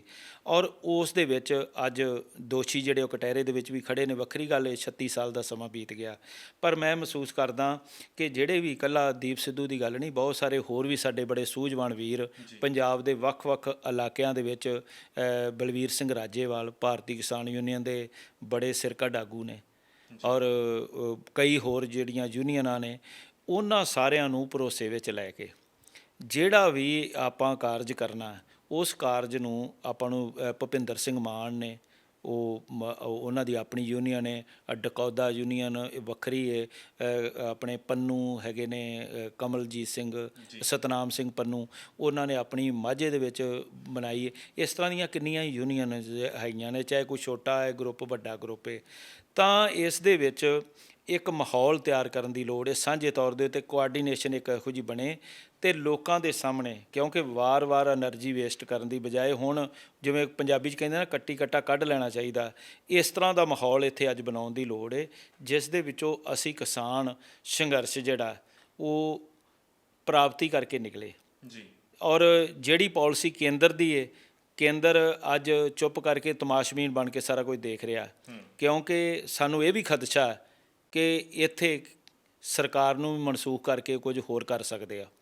ਲੋਕ ਬਹੁਤ ਸਾਰੇ ਕਹਿਣ ਲੱਗ ਪਏ ਨੇ, ਮੈਂ ਵੀ ਕਾਫੀ ਦਿਨਾਂ ਤੋਂ ਇਸ ਗੱਲ ਨੂੰ ਜੋ ਵਿਚਾਰ ਰਿਹਾ ਕਿ ਕੇਂਦਰ ਸਰਕਾਰ ਦੀ ਜਿਹੜੀ ਪਾਲਿਸੀ ਹੈ ਉਹ ਕੀ ਚਾਹ ਰਹੇ ਨੇ ਕਿ ਬਹੁਤਿਆਂ ਨੂੰ ਖੁਸ਼ ਕਰਨ ਲਈ ਕੁਝ ਨੂੰ ਨਾਰਾਜ਼ ਵੀ ਕਰ ਲਿਆ ਜਾਵੇ। ਇਸ ਦੀ ਪਾਲਿਸੀ ਦੇ ਉੱਤੇ ਵੀ ਉਹ ਚੱਲ ਰਹੀ ਹੈ, ਪਰ ਇੱਥੇ ਸਾਨੂੰ ਪੁਰਅਮਨ ਢੰਗ ਦੇ ਨਾਲ ਇਹ ਜਿਹੜੀ ਲੜਾਈ ਹੈ ਇਹਨੂੰ ਜਿੱਤਣਾ ਪਵੇਗਾ।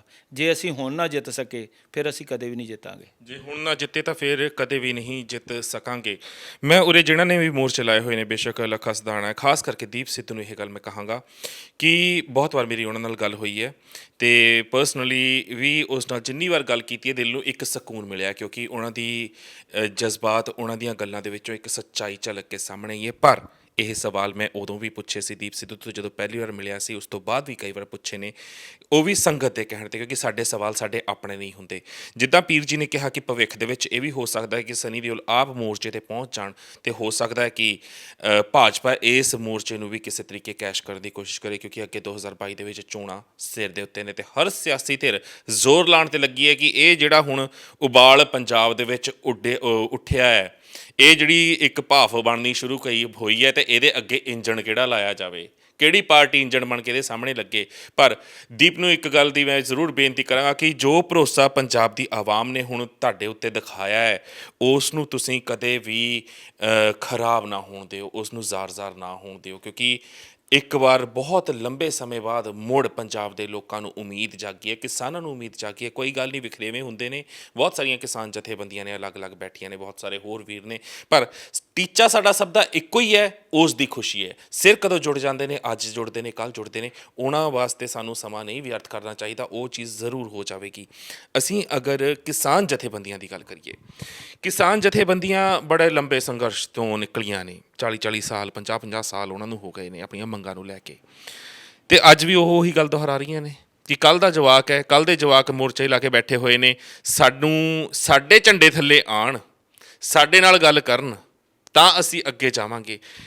ਕੀ ਇੱਕ ਸਮਝਦਾਰ ਜਾਂ ਇੱਕ ਲੀਡਰ ਤੁਹਾਡੇ ਤੋਂ ਛੋਟੀ ਉਮਰ ਦਾ ਨਹੀਂ ਹੋ ਸਕਦਾ? ਅਗਰ ਉਹ ਅੱਛਾ ਸੂਝਵਾਨ ਹੈ, ਤੁਹਾਨੂੰ ਸਹੀ ਦਿਸ਼ਾ ਨਿਰਦੇਸ਼ ਦੇ ਰਿਹਾ ਹੈ, ਉਸ ਦੀਆਂ ਗੱਲਾਂ ਦੇ ਵਿੱਚ ਤੁਹਾਡੇ ਨਾਲੋਂ ਜ਼ਿਆਦਾ ਤਰਕ ਹੈ, ਜੋ ਜੰਗ ਜਿੱਤਣ ਦੀ क्षमता ਰੱਖਦਾ ਹੈ, ਤਾਂ ਕੀ ਤੁਹਾਡੀ ਸ਼ਾਨ ਵਿੱਚ ਫਰਕ ਪੈਂਦਾ ਹੈ? ਉਸ ਤੱਕ ਪਹੁੰਚ ਕਰਨ ਦਾ ਜ਼ਰੂਰੀ ਹੈ ਕਿ ਅਗਰ ਚਿੱਟਾ ਦਾੜਾ ਹੈ ਤੁਹਾਡਾ, ਤੁਹਾਨੂੰ 40 ਸਾਲ ਲੜਦਿਆਂ ਨੂੰ ਹੋ ਗਏ, ਤੁਸੀਂ ਹਾਸਲ ਕੀ ਕੀਤਾ? ਜ਼ਰੂਰੀ ਹੈ ਕਿ ਤੁਸੀਂ ਆਪਣੇ ਝੰਡੇ ਥੱਲੇ ਇਕੱਠਾ ਕਰਨਾ ਹੈ, ਤੁਹਾਨੂੰ ਇੰਜਣ ਬਣ ਕੇ ਸਾਹਮਣੇ ਲੱਗਣਾ ਹੈ। ਤੁਹਾਡੀ ਗੱਡੀ ਨੇ ਅੱਜ ਤੱਕ ਕਿੰਨਾ ਕੀ ਭਾਰਤ ਦੇ ਵਿੱਚੋਂ ਚੀਜ਼ਾਂ ਪੰਜਾਬ ਵਾਸਤੇ ਲੈ ਆਂਦੀਆਂ, ਕਿਸਾਨੀ ਵਾਸਤੇ? ਦੇਖੋ, ਸੰਸਾਰ ਦੇ ਵਿੱਚ ਇਕੱਲੀ ਇੱਥੇ ਇੱਕ ਪੰਜਾਬ ਦੇ ਵਿੱਚ ਅੰਦੋਲਨ ਨਹੀਂ ਹੋ ਰਿਹਾ, ਸੰਸਾਰ ਦੇ ਅੰਦਰ ਹਰ ਦੇਸ਼ ਦੇ ਅੰਦਰ ਕਿਤੇ ਨਾ ਕਿਤੇ ਕੋਈ ਸਮੱਸਿਆ ਚੱਲ ਰਹੀ ਹੈ, ਤਾਂ ਉੱਥੇ ਐਜੀਟੇਸ਼ਨਾਂ ਹੁੰਦੀਆਂ, ਬੜੀਆਂ ਵੱਡੀਆਂ ਲੜਾਈਆਂ ਲੋਕਾਂ ਨੇ ਲੜੀਆਂ ਔਰ ਉਹਨਾਂ ਨੇ ਜਿੱਤੀਆਂ। ਉਹਦੇ ਵਿੱਚ ਨੈਲਸਨ ਮੰਡੇਲਾ ਜਿਹੜੇ ਨੇ, ਉਹਨਾਂ ਦੀ ਲੜਾਈ ਨੂੰ ਆਪਾਂ ਨੂੰ ਦੇਖਣਾ ਪਵੇਗਾ ਕਿ ਉਹਨਾਂ ਨੇ ਇੰਨੀ ਲੰਮੀ 27 ਸਾਲ ਜੇਲ੍ਹ ਕੱਟਣ ਤੋਂ ਬਾਅਦ ਔਰ ਉੱਥੋਂ ਦੇ ਰਾਸ਼ਟਰਪਤੀ ਬਣੇ, ਰਾਸ਼ਟਰਪਤੀ ਬਣੇ, ਉਸ ਤੋਂ ਬਾਅਦ ਉਹਨਾਂ ਨੇ ਆਪਣੀ ਇੱਕ ਲੀਡਰਸ਼ਿਪ ਤਿਆਰ ਕਰਕੇ ਕੌਮ ਨੂੰ ਦਿੱਤੀ। ਇਸ ਤਰ੍ਹਾਂ ਦਾ ਦੇਖੋ ਕਿ ਕਿਸੇ ਵਿਅਕਤੀ ਨੂੰ ਇਹ ਕਹਿ ਦੇਣਾ ਕਿ ਇਹਦੀ ਉਮਰ ਛੋਟੀ ਹੈ ਜਾਂ ਇਹ ਕੌਣ ਆ ਗਿਆ। ਦੇਖੋ ਸਾਡੇ ਇੱਥੇ ਜੇ ਅਰਵਿੰਦ ਕੇਜਰੀਵਾਲ ਦਿੱਲੀ ਦੇ ਵਿੱਚ ਸਾਡੇ ਅੱਖਾਂ ਦੇ ਸਾਹਮਣੇ ਵੇਖਦਿਆਂ ਸਾਡੇ ਕੋਲ ਜੰਤਰ ਮੰਤਰ 'ਤੇ ਆਉਂਦੇ ਸੀ ਜਦੋਂ ਅਸੀਂ ਨਵੰਬਰ 84 ਦਾ ਉੱਥੇ ਲੜ ਰਹੇ ਸੀ, ਮੋਰਚਾ ਲਾਇਆ ਹੋਇਆ ਸੀ, ਤਾਂ ਉਹ ਸਾਡੇ ਵਿੱਚ ਬੈਠਦੇ ਸੀ, ਬੈਠ ਕੇ ਅਧਿਐਨ ਕਰਦੇ ਸੀ। ਫਿਰ ਉਹਨਾਂ ਨੇ ਇੱਕ ਜਿਹੜਾ ਅੰਨਾ ਹਜ਼ਾਰੇ ਦਾ ਅੰਦੋਲਨ ਸੀ ਉਹਦੇ ਵਿੱਚ ਉਹਨਾਂ ਨੇ ਦੇਖਿਆ ਕਿ ਸਾਨੂੰ ਸਾਰੀ ਉਮਰ ਅੰਦੋਲਨ ਹੀ ਕਰਨੇ ਪੈਣਗੇ, ਅਸੀਂ ਇਹਦੇ ਵਿੱਚੋਂ ਇੱਕ ਰਾਜਨੀਤਿਕ ਧਿਰ ਕੱਢੀਏ। ਉਹਨਾਂ ਨੇ ਕੱਢੀ, ਪਹਿਲਾਂ 28 ਦਿਨ ਦੀ ਸਰਕਾਰ ਬਣੀ, ਫਿਰ 5 ਸਾਲ ਦੀ ਸਰਕਾਰ ਬਣੀ, ਫਿਰ 5 ਸਾਲ ਵਾਸਤੇ ਲੋਕਾਂ ਨੇ ਚੁਣ ਲਿਆ। ਅਤੇ ਮੈਂ ਇਹ ਗੱਲ ਕਹਾਂਗਾ ਕਿ ਅੱਜ ਸਾਨੂੰ ਇੱਕ ਨਰੋਈ ਲੀਡਰਸ਼ਿਪ ਵੀ ਮੋਰਚੇ ਦੇ ਵਿੱਚੋਂ ਕੱਢ ਲੈਣੀ ਚਾਹੀਦੀ ਹੈ। ਇਹਦੇ ਵਿੱਚ ਕੋਈ ਦੋ ਰਾਏ ਨਹੀਂ ਕਿ ਇਸ ਤਰ੍ਹਾਂ ਦੀ ਨਰੋਈ ਲੀਡਰਸ਼ਿਪ ਦੀ ਤੁਸੀਂ ਗੱਲ ਕਰ ਰਹੇ ਹੋ, ਉਹ ਤਾਂ ਕੱਢਾਂਗੇ ਉਦੋਂ ਕੱਢਾਂਗੇ ਨਾ ਜੇਕਰ ਅਸੀਂ ਆਪਣੀਆਂ ਪ੍ਰਧਾਨਗੀਆਂ ਛੱਡਣ ਨੂੰ ਤਿਆਰ ਹੋਈਏ। ਹੁਣ 31 ਜਥੇਬੰਦੀਆਂ, ਕਿਸਾਨ ਜਥੇਬੰਦੀਆਂ ਬਣੀਆਂ ਹੋਈਆਂ ਨੇ, 31 ਵਿੱਚੋਂ ਇੱਕ ਤਾਂ ਪਹਿਲਾਂ ਹੀ ਟੁੱਟ ਗਈ, 30 ਰਹਿ ਗਈਆਂ ਸੀ। ਹੁਣ ਉਹ 30 ਜਥੇਬੰਦੀਆਂ ਦੇ ਵੀ ਅਲੱਗ-ਅਲੱਗ, ਕਿਸੇ ਦੀ 5 ਮੈਂਬਰੀ ਕਮੇਟੀ ਹੈ, ਕਿਸੇ ਦੀ 7 ਮੈਂਬਰੀ, ਕਿਸੇ ਦੀ 11 ਮੈਂਬਰੀ ਕਮੇਟੀ ਹੈ ਜਥੇਬੰਦੀਆਂ ਦੀ, ਅਤੇ ਉਹਨਾਂ ਦੇ 31 ਅਲੱਗ ਬੰਦੇ ਨੇ ਜਿਹੜੇ ਮੋਤਵਰ ਸਾਹਮਣੇ ਲੱਗੇ ਹੋਏ ਨੇ, ਜਿਹਨਾਂ ਨੂੰ ਤੁਸੀਂ ਕਹਿ ਸਕਦੇ 31 ਇੰਜਣ ਲੱਗੇ ਹੋਏ ਨੇ।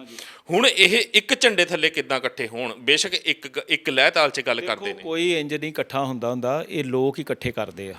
ਲੋਕ ਇੱਕ ਲਹਿਰ ਜਦੋਂ ਬਣਾ ਦਿੰਦੇ ਆ, ਇੱਕ ਫੋਕਸ ਕਰ ਦਿੰਦੇ ਆ ਕਿਸੇ ਜਗ੍ਹਾ ਦੇ ਉੱਤੇ। ਦੇਖੋ ਅਸੀਂ ਵੀ ਆਪਣੇ ਤੌਰ 'ਤੇ ਸ਼੍ਰੋਮਣੀ ਅਕਾਲੀ ਦਲ ਟਕਸਾਲੀ ਵੀ ਮੋਰਚਾ ਲਾ ਸਕਦੇ ਹਾਂ, ਕਿਸੇ ਸ਼ੰਭੂ ਬਾਰਡਰ 'ਤੇ ਆਣ ਕੇ ਅਸੀਂ ਵੀ ਬੈਠ ਸਕਦੇ ਹਾਂ ਜੀ। ਜੋ ਦੀਪ ਸਿੱਧੂ ਨੇ ਲਾਇਆ ਉਹ ਅਸੀਂ ਵੀ ਬੈਠ ਸਕਦੇ ਹਾਂ, ਮਾਨਦਲ ਨੇ ਲਾਇਆ, ਤੁਸੀਂ ਵੀ ਲਾਈ ਲਓ, ਮਾਨ ਸਾਹਿਬ ਨੇ ਲਾਇਆ, ਸਰਦਾਰ ਜਸਕਰਨ ਸਿੰਘ ਮੇਰੇ ਭਰਾ ਨੇ ਉੱਥੇ ਬੈਠੇ ਹੋਏ ਨੇ। ਸੋ ਮੋਰਚੇ ਦੇਖੋ ਇਹ ਇੱਕ ਵੱਖਰੀ ਗੱਲ ਹੈ, ਇੱਕ ਪ੍ਰੈਸ਼ਰ ਹੈ। ਲੋਕ ਇਹ ਚਾਹ ਰਹੇ ਨੇ ਕਿ ਭਾਈ ਤੁਸੀਂ ਕੁਝ ਕਰਕੇ ਵਿਖਾਓ, ਤਾਂ ਉਸ ਦੇ ਵਿੱਚ ਇਮਤਿਹਾਨ ਹੈ। ਹੁਣ ਉਹਨਾਂ 31 ਦਾ ਵੀ ਇਮਤਿਹਾਨ ਹੈ, ਦੀਪ ਸਿੱਧੂ ਦਾ ਇਮਤਿਹਾਨ ਹੈ, ਉੱਧਰ ਲੱਖੇ ਸਿਧਾਣੇ ਹੋਰੀ ਬੈਠੇ ਉਹਨਾਂ ਦਾ ਵੀ ਇਮਤਿਹਾਨ ਹੈ, ਅਤੇ ਜਿਹੜੀਆਂ ਬਾਕੀ ਰਾਜਸੀ ਧਿਰਾਂ ਨੇ ਉਹਨਾਂ ਨੂੰ ਇੱਕ ਪਾਸੇ ਕਰਕੇ ਬਿਠਾ ਦਿੱਤਾ ਗਿਆ। ਠੀਕ ਹੈ ਨਾ। ਤਾਂ ਅਜਿਹੇ ਹਾਲਾਤਾਂ ਦੇ ਵਿੱਚ ਦੇਖੋ, ਚਾਹੇ ਕੋਈ ਊੜਾ ਐੜਾ ਪੜ੍ਹਿਆ ਅਤੇ ਚਾਹੇ ਕੋਈ ABC ਪੜ੍ਹਿਆ, ਅੱਜ ਲੋਕਾਂ ਨੂੰ ਉਹਦਾ ਕੀ ਸਕੂਨ ਮਿਲੇਗਾ? ਲੋਕਾਂ ਦੇ ਪ੍ਰਤੀ ਮੋਰਚਾ ਕਿਵੇਂ ਜਿੱਤਿਆ ਜਾਏਗਾ? ਸਵਾਲ ਆਖਰ ਇਹ ਹੋਣਾ ਹੀ ਹੈ, ਲੜਾਈ ਦਾ ਅੰਤ ਜਿਹੜਾ ਹੈ ਉਹ ਜਿੱਤ ਹੋਏਗਾ ਜਾਂ ਹਾਰ ਹੋਏਗੀ। ਉਹ ਜਿਹੜੀ ਸਭ ਤੋਂ ਵੱਡੀ ਹੈ, ਟੇਬਲ ਟਾਕ ਦੇ ਉੱਤੇ ਵੀ ਗੱਲ ਹੁੰਦੀ ਹੈ, ਤਾਂ ਉੱਥੇ ਜਿਹੜੀ ਗੱਲ ਜਿਵੇਂ ਇਸ ਨੌਜਵਾਨ ਨੇ ਕਹੀ ਹੈ ਕਿ ਜੋ ਵੀ ਕੁਝ ਹੋਏਗਾ ਉਹ ਲੋਕਾਂ ਦੇ ਸਾਹਮਣੇ ਹੋਏਗਾ। ਮੈਂ ਇਸ ਆਸ ਦੇ ਨਾਲ ਇਹ ਮਹਿਸੂਸ ਕਰਦਾ ਕਿ ਇੱਕ ਖਦਸ਼ੇ ਨੇ ਜਿਹੜੇ ਮੇਰੇ ਦਿਮਾਗ ਦੇ ਵਿੱਚ ਸਨ, ਉਹ ਵੀ ਮੈਂ ਕਲੀਅਰ ਕੀਤੇ ਨੇ। ਪਰ ਨਾਲ ਮੈਂ ਇਹ ਵੀ ਗੱਲ ਕਹਿਣੀ ਚਾਹੁੰਦਾ ਕਿ ਹਰ ਚੀਜ਼ ਦਾ ਹੱਲ ਜਿਹੜਾ ਟੇਬਲ ਟਾਕ ਹੈ, ਤਾਂ ਸਾਨੂੰ ਇੰਨਾ ਕੁ ਮਜ਼ਬੂਤ ਹੋ ਕੇ ਆਪਣਾ ਪੱਖ ਜਿਹੜਾ ਉਸ ਦੇ ਨੂੰ ਅੱਗੇ ਲੈ ਕੇ ਆਉਣਾ ਪਵੇਗਾ, ਜਿਸ ਦੇ ਨਾਲ ਅਸੀਂ ਆਪਣੇ ਪੰਜਾਬ ਦੇ ਬਿਹਤਰ ਭਵਿੱਖ ਵਾਸਤੇ, ਪੰਜਾਬੀ ਪੂਰੀ ਦੁਨੀਆ ਦੇ ਵਿੱਚ ਵਸੇ ਹੋਏ ਨੇ, ਪੰਜਾਬੀ ਹਰ ਖੇਤਰ ਦੇ ਵਿੱਚ ਵਸੇ ਨੇ। ਜਿਵੇਂ ਆਪਾਂ ਮਾਰਵਾੜੀ ਕਹਿੰਦੇ ਆ, ਉਹ ਆਪਣੇ ਬਿਜ਼ਨਸ ਦੇ ਵਿੱਚ ਕਿੱਥੇ ਅੱਗੇ ਲੈ ਗਏ ਆ, ਆਪਣੇ ਬਿਜ਼ਨਸ ਨੂੰ ਉਹਨਾਂ ਨੇ ਕਿਵੇਂ ਗਰੋ ਕੀਤਾ ਦੁਨੀਆ ਦੇ ਵਿੱਚ।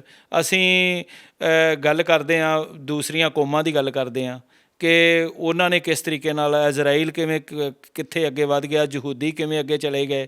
ਤਾਂ ਉਹਨਾਂ ਤੋਂ ਸਾਨੂੰ ਜਿਹੜੇ ਲੋਕ ਇਹ ਸਾਰਾ ਕੁਝ ਪੜ੍ਹੇ ਨੇ, ਵਿਚਾਰ ਰਹੇ ਨੇ, ਉਹ ਹੀ ਇਹਨੂੰ ਅੱਗੇ ਲਿਜਾ ਸਕਦੇ ਨੇ। ਸੋ ਜਿਹੜੇ ਬੰਦੇ ਨੂੰ ਇੰਨੀ ਨੌਲੇਜ ਹੈਗੀ ਏ, ਤਾਂ ਉਹ ਇਸ ਨੂੰ ਨਾਲ ਇਹ ਵੀ ਵਾਚ ਕਰੇ ਕਿ ਪੰਜਾਬੀ ਜਿਹੜੇ ਆ ਉਹ ਪੂਰੀ ਦੁਨੀਆ ਦੇ ਵਿੱਚ ਇੱਕ ਵੱਖਰੀ ਤਸਵੀਰ ਰੱਖਦੇ ਨੇ। ਸਰਦਾਰ ਵਾਲਾ ਖਿਤਾਬ ਅਤੇ ਗਦਾਰ ਵਾਲਾ ਖਿਤਾਬ, ਇਹ ਦੋ ਖਿਤਾਬਾਂ ਦੇ ਵਿੱਚੋਂ ਕਿਹੜਾ ਖਿਤਾਬ ਲੈਣਾ?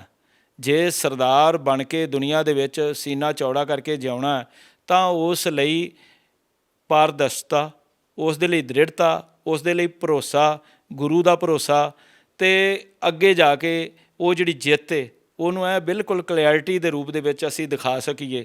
ਉਹ ਚੀਜ਼ਾਂ ਜਿਹੜੀਆਂ ਨੇ ਉਹਨਾਂ ਦੀ ਲੋੜ ਹੈਗੀ ਹੈ। ਹਾਂ, ਤੁਸੀਂ ਕਰੋ ਗੱਲ। ਕੀ ਮੈਂ ਉਹੀ ਕਹਿ ਰਿਹਾ ਸੀ, ਪਰ ਅੱਜ ਦੁੱਖ ਇਸੇ ਚੀਜ਼ ਦਾ, ਤੁਸੀਂ ਸਰਦਾਰ ਕਿਹਾ, ਸਰਦਾਰ ਹਰ ਕੋਈ ਬਣਨਾ ਚਾਹੁੰਦਾ, ਪਰ ਗੁਰੂ ਦਾ ਸਰਦਾਰ, ਗੁਰੂ ਦਾ ਸਿੱਖ ਨਹੀਂ ਬਣਨਾ ਚਾਹੁੰਦਾ। ਉਹ ਆਪਣੀ ਧਿਰ ਦਾ ਸਰਦਾਰ ਬਣਨਾ ਚਾਹੁੰਦਾ ਆ, ਉਹ ਨੁਮਾਇੰਦਾ ਬਣਨਾ ਚਾਹੁੰਦਾ ਜਿਹਦੇ ਪਿੱਛੇ ਸਾਰੇ ਲੱਗੇ ਹੋਣ, ਦੂਜਿਆਂ ਦੇ ਪਿੱਛੇ ਲੱਗਣ ਵਾਸਤੇ ਕੋਈ ਤਿਆਰ ਨਹੀਂ।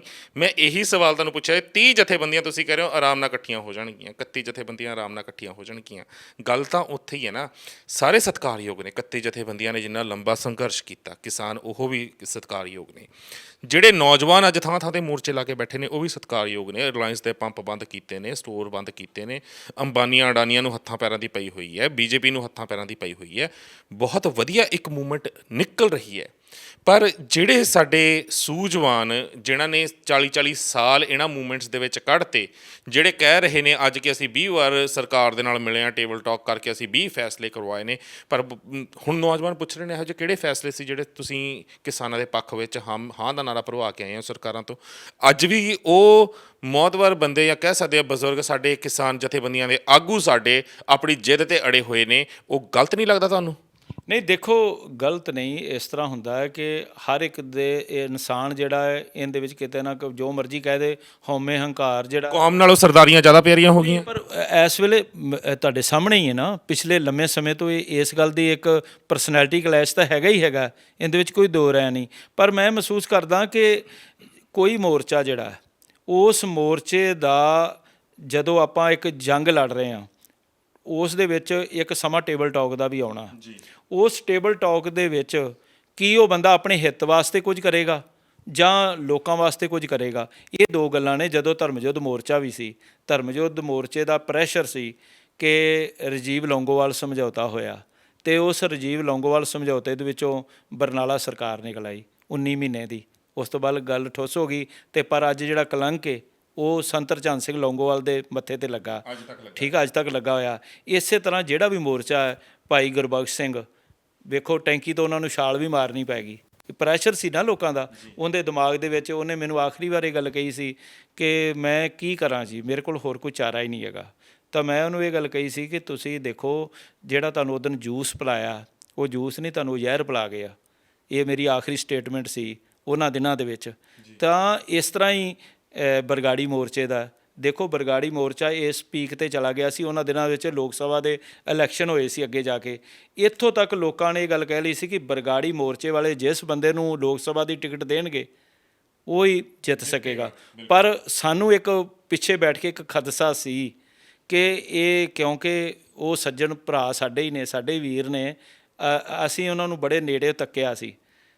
ਠੀਕ ਹੈ, ਮੇਰੇ 'ਚ ਵੀ ਬਹੁਤ ਕਮੀਆਂ, ਲੇਕਿਨ ਇੱਥੇ ਮਹਿਸੂਸ ਹੋ ਰਿਹਾ ਸੀ ਕਿ ਕੁਝ ਨਾ ਕੁਝ ਜਿਹੜਾ ਗੜਬੜ ਹੋਏਗੀ। ਕਦੇ ਵੀ ਅਜਿਹੇ ਮੋਰਚਿਆਂ ਦੇ ਵਿੱਚ ਤੁਹਾਨੂੰ ਕਿਉਂ ਨਹੀਂ ਹਾਜ਼ਰੀਆਂ ਭਰਦੇ ਅਸੀਂ ਦੇਖਦੇ? ਤੁਸੀਂ ਕਿਉਂ? ਦੇਖੋ ਜੀ, ਮੈਂ ਫੈਸਲਾ ਕਰ ਲਿਆ ਸੀ 2015 8 ਨਵੰਬਰ 2015 ਜਦੋਂ ਸਰਬੱਤ ਖਾਲਸਾ ਸੀ, ਉਹਦੇ ਵਿੱਚ ਬੜੀ ਅਹਿਮ ਭੂਮਿਕਾ ਸੀ। ਤਾਂ ਜਦੋਂ 8 ਤਰੀਕ ਤੱਕ ਜਿਹੜੇ ਪ੍ਰਬੰਧਕ ਸਨ ਉਹਨਾਂ ਨਾਲ ਮੇਰੀਆਂ ਕੁਝ ਗੱਲਾਂ ਦੇ ਉੱਤੇ ਮਤਭੇਦ ਹੋ ਗਏ ਸੀ, ਕਿਉਂਕਿ ਉਹ ਇਹ ਗੱਲ ਕਹਿੰਦੇ ਸੀ ਜੀ ਇਹ ਤਾਂ 10 ਤਰੀਕ ਨੂੰ ਹੀ ਦੱਸਾਂਗੇ ਅਸੀਂ ਕੀ ਕਰਨਾ। ਤਾਂ ਮੈਂ ਉਹਨਾਂ ਨੂੰ ਇਹ ਗੱਲ ਕਹੀ ਸੀ ਕਿ ਅਸੀਂ ਇਹਦੇ ਵਿੱਚ ਹਰ ਤਰ੍ਹਾਂ ਤਨ ਮਨ ਅਤੇ ਧਨ ਨਾਲ ਯੋਗਦਾਨ ਪਾ ਰਹੇ ਹਾਂ। ਘੱਟੋ ਘੱਟ ਸਾਨੂੰ ਜੇ ਨਹੀਂ ਪਤਾ ਤਾਂ ਤੁਸੀਂ ਕੀ ਕਰਨਾ ਚਾਹੁੰਦੇ ਹੋ, ਕਲੈਰਿਟੀ ਹੋਵੇ। ਤਾਂ ਉਹ ਗੱਲ ਕਹੀ ਨਹੀਂ ਅਸੀਂ ਕਰਾਂਗੇ ਕੁਝ। ਤਾਂ ਮੈਂ ਉਹਨਾਂ ਨੂੰ ਇੱਕੋ ਗੱਲ ਕਹੀ ਸੀ ਕਿ ਆਪਾਂ ਕੁਝ ਮੀਟਿੰਗ ਦੇ ਵਿੱਚ ਮੈਂ ਆਪਣੇ ਸੁਝਾਅ ਦੇਣਾ ਚਾਹੁੰਦਾ, ਜਿਹਦੇ ਵਿੱਚ ਸਭ ਤੋਂ ਮੇਨ ਗੱਲ ਤਾਂ ਹੈਗੀ ਸਰਬੱਤ ਖਾਲਸਾ ਹੀ ਬੁਲਾਇਆ, ਜਿਸ ਦੇ ਵਿੱਚ ਮੇਨ ਗੱਲ ਹੈਗੀ ਹੈ ਕਿ ਗੁਰੂ ਗ੍ਰੰਥ ਸਾਹਿਬ ਜੀ ਦੀ ਬੇਅਦਬੀ ਨੂੰ ਅਸੀਂ ਕਿਵੇਂ ਰੋਕ ਸਕਦੇ ਹਾਂ। ਕੀ ਉੱਥੇ ਅਸੀਂ ਕੀ ਰੋਕਣ ਵਾਸਤੇ ਕੋਈ ਪਹਿਰੇਦਾਰ ਕਮੇਟੀਆਂ ਬਣਾਉਣ ਦਾ ਐਲਾਨ ਕਰਾਂਗੇ, ਪਹਿਰੇਦਾਰ ਕੋਈ ਸਿਸਟਮ ਤਿਆਰ ਕਰਾਂਗੇ ਜਿਸ ਦੇ ਨਾਲ, ਕਿਉਂਕਿ ਅਸੀਂ ਇਹ ਕਹਿ ਦਿੰਦੇ ਹਾਂ ਹਰ ਗੱਲ ਸਰਕਾਰ ਦੇ ਉੱਤੇ ਹੀ ਸੁੱਟ ਦਿੰਦੇ ਹਾਂ ਕਿ ਦੇਖੋ ਜੀ ਬੇਅਦਬੀ ਹੋ ਗਈ, ਲੇਕਿਨ ਬੇਅਦਬੀ ਨੂੰ ਰੋਕਣ ਵਾਸਤੇ ਇੱਕ ਪਿੰਡ ਦੀ ਆਬਾਦੀ 2000 ਹੈ, ਤਾਂ ਉੱਥੇ ਕੀ ਅਸੀਂ 5-10 ਲੋਕ ਹਰ ਵਕਤ ਪਹਿਰਾ ਨਹੀਂ ਦੇ ਸਕਦੇ? ਗੁਰੂ ਸਾਹਿਬ ਨੂੰ ਕਿਉਂ ਸੁਣਨਾ ਅਸੀਂ ਛੱਡਦੇ ਹਾਂ? ਕਿਉਂ ਨਹੀਂ ਆਧੁਨਿਕ ਯੁੱਗ ਦਾ ਜਿਹੜਾ CCTV ਕੈਮਰੇ ਆ ਖੂਫੀਆ ਤੌਰ ਦੇ ਉੱਤੇ ਉੱਥੇ ਲਾਉਂਦੇ? ਉਸ ਤੋਂ ਬਾਅਦ ਅਸੀਂ ਆਪਣੇ ਪੱਧਰ 'ਤੇ ਕੋਸ਼ਿਸ਼ਾਂ ਕੀਤੀਆਂ। ਤਾਂ ਇਸ ਤਰ੍ਹਾਂ ਦੇ ਹੋਰ ਬਹੁਤ ਮਸਲੇ ਸੀ। ਅੱਜ ਤਰਖਾਣ ਮਾਜਰੇ ਤੱਕ ਜਿਹੜੀਆਂ ਘਟਨਾਵਾਂ ਵਾਪਰੀਆਂ ਨੇ, ਲਗਾਤਾਰ ਵਾਪਰੀਆਂ, ਚਾਹੇ ਪਹਿਲਾਂ ਉਹ ਅਕਾਲੀਆਂ ਵੇਲੇ ਸੀ ਜਾਂ ਉਸ ਤੋਂ ਬਾਅਦ ਹੁਣ ਅੱਜ ਕਾਂਗਰਸ ਦੇ ਰਾਜ ਦੇ ਵਿੱਚ ਵੀ ਕਿਹੜੀਆਂ ਘਟਨਾਵਾਂ ਰੋਕੀਆਂ ਨੇ। ਜੇਕਰ ਅਸੀਂ ਉਸ ਦਿਨ ਠੋਸ ਗੱਲ ਕੀਤੀ ਹੁੰਦੀ, ਸ਼੍ਰੋਮਣੀ ਗੁਰਦੁਆਰਾ ਪ੍ਰਬੰਧਕ ਕਮੇਟੀ ਦੇ ਕੰਨ ਖਿੱਚੇ ਹੁੰਦੇ, ਫੋਕਸ ਸਿਰਫ ਜਥੇਦਾਰੀਆਂ ਤੋਂ ਅੱਗੇ ਇਸ ਪਾਸੇ ਨੂੰ ਧਿਆਨ ਦਿੱਤਾ ਹੁੰਦਾ, ਤਾਂ ਮੈਂ ਮਹਿਸੂਸ ਕਰਦਾ ਕਿ ਸ਼੍ਰੋਮਣੀ ਗੁਰਦੁਆਰਾ ਪ੍ਰਬੰਧਕ ਕਮੇਟੀ ਨੇ ਜਿਹੜੀਆਂ ਕਤਾਈਆਂ ਕੀਤੀਆਂ, ਜਿਹੜੀ ਗੁਰੂ ਦੀ ਲੁੱਟ ਹੋਈ ਹੈ, ਉਹ ਨਾ ਹੁੰਦੀ ਜੇ ਅਸੀਂ ਉਸ ਦਿਨ ਇਹੋ ਜਿਹੀ ਤਬਦੀਲੀ ਵਾਲਾ ਮਾਹੌਲ ਪੈਦਾ ਕਰ ਦਿੰਦੇ। ਮੈਂ ਚਾਹੁੰਦਾ ਸੀ ਕੋਈ ਸ਼ੈਡੋ ਤਿਆਰ ਕਰੀਏ। ਸ਼੍ਰੋਮਣੀ ਗੁਰਦੁਆਰਾ ਪ੍ਰਬੰਧਕ ਕਮੇਟੀ ਅਸੀਂ ਕਹਿੰਦੇ ਕਿ ਅਸੀਂ ਉਹਦੇ ਤੇ ਕਾਬਜ਼ ਹੋ ਜਾਵਾਂਗੇ, ਵੋਟਾਂ ਦੇ ਵਿੱਚ ਅਸੀਂ ਮਾਰ ਖਾ ਜਾਂਦੇ ਹਾਂ। ਲੇਕਿਨ ਜੇ ਅਸੀਂ ਸ਼ੈਡੋ ਤਿਆਰ ਕੀਤੀ ਹੁੰਦੀ ਤਾਂ ਅਸੀਂ ਇੱਕ ਨਮੂਨਾ ਪੇਸ਼ ਕੀਤਾ ਹੁੰਦਾ 2015 ਤੋਂ ਲੈ ਕੇ ਭਾਵੇਂ ਚੋਣਾਂ ਹੋਣੀ ਹੁੰਦੀਆਂ, ਅਸੀਂ ਲੋਕਾਂ ਨੂੰ ਦੱਸਦੇ ਕਿ ਗੁਰੂ ਦਾ ਜਿਹੜਾ ਦਸਵੰਧ ਹੈ ਉਹਦਾ ਪ੍ਰਬੰਧ ਕਿਵੇਂ ਕੀਤਾ ਜਾ ਸਕਦਾ ਹੈ।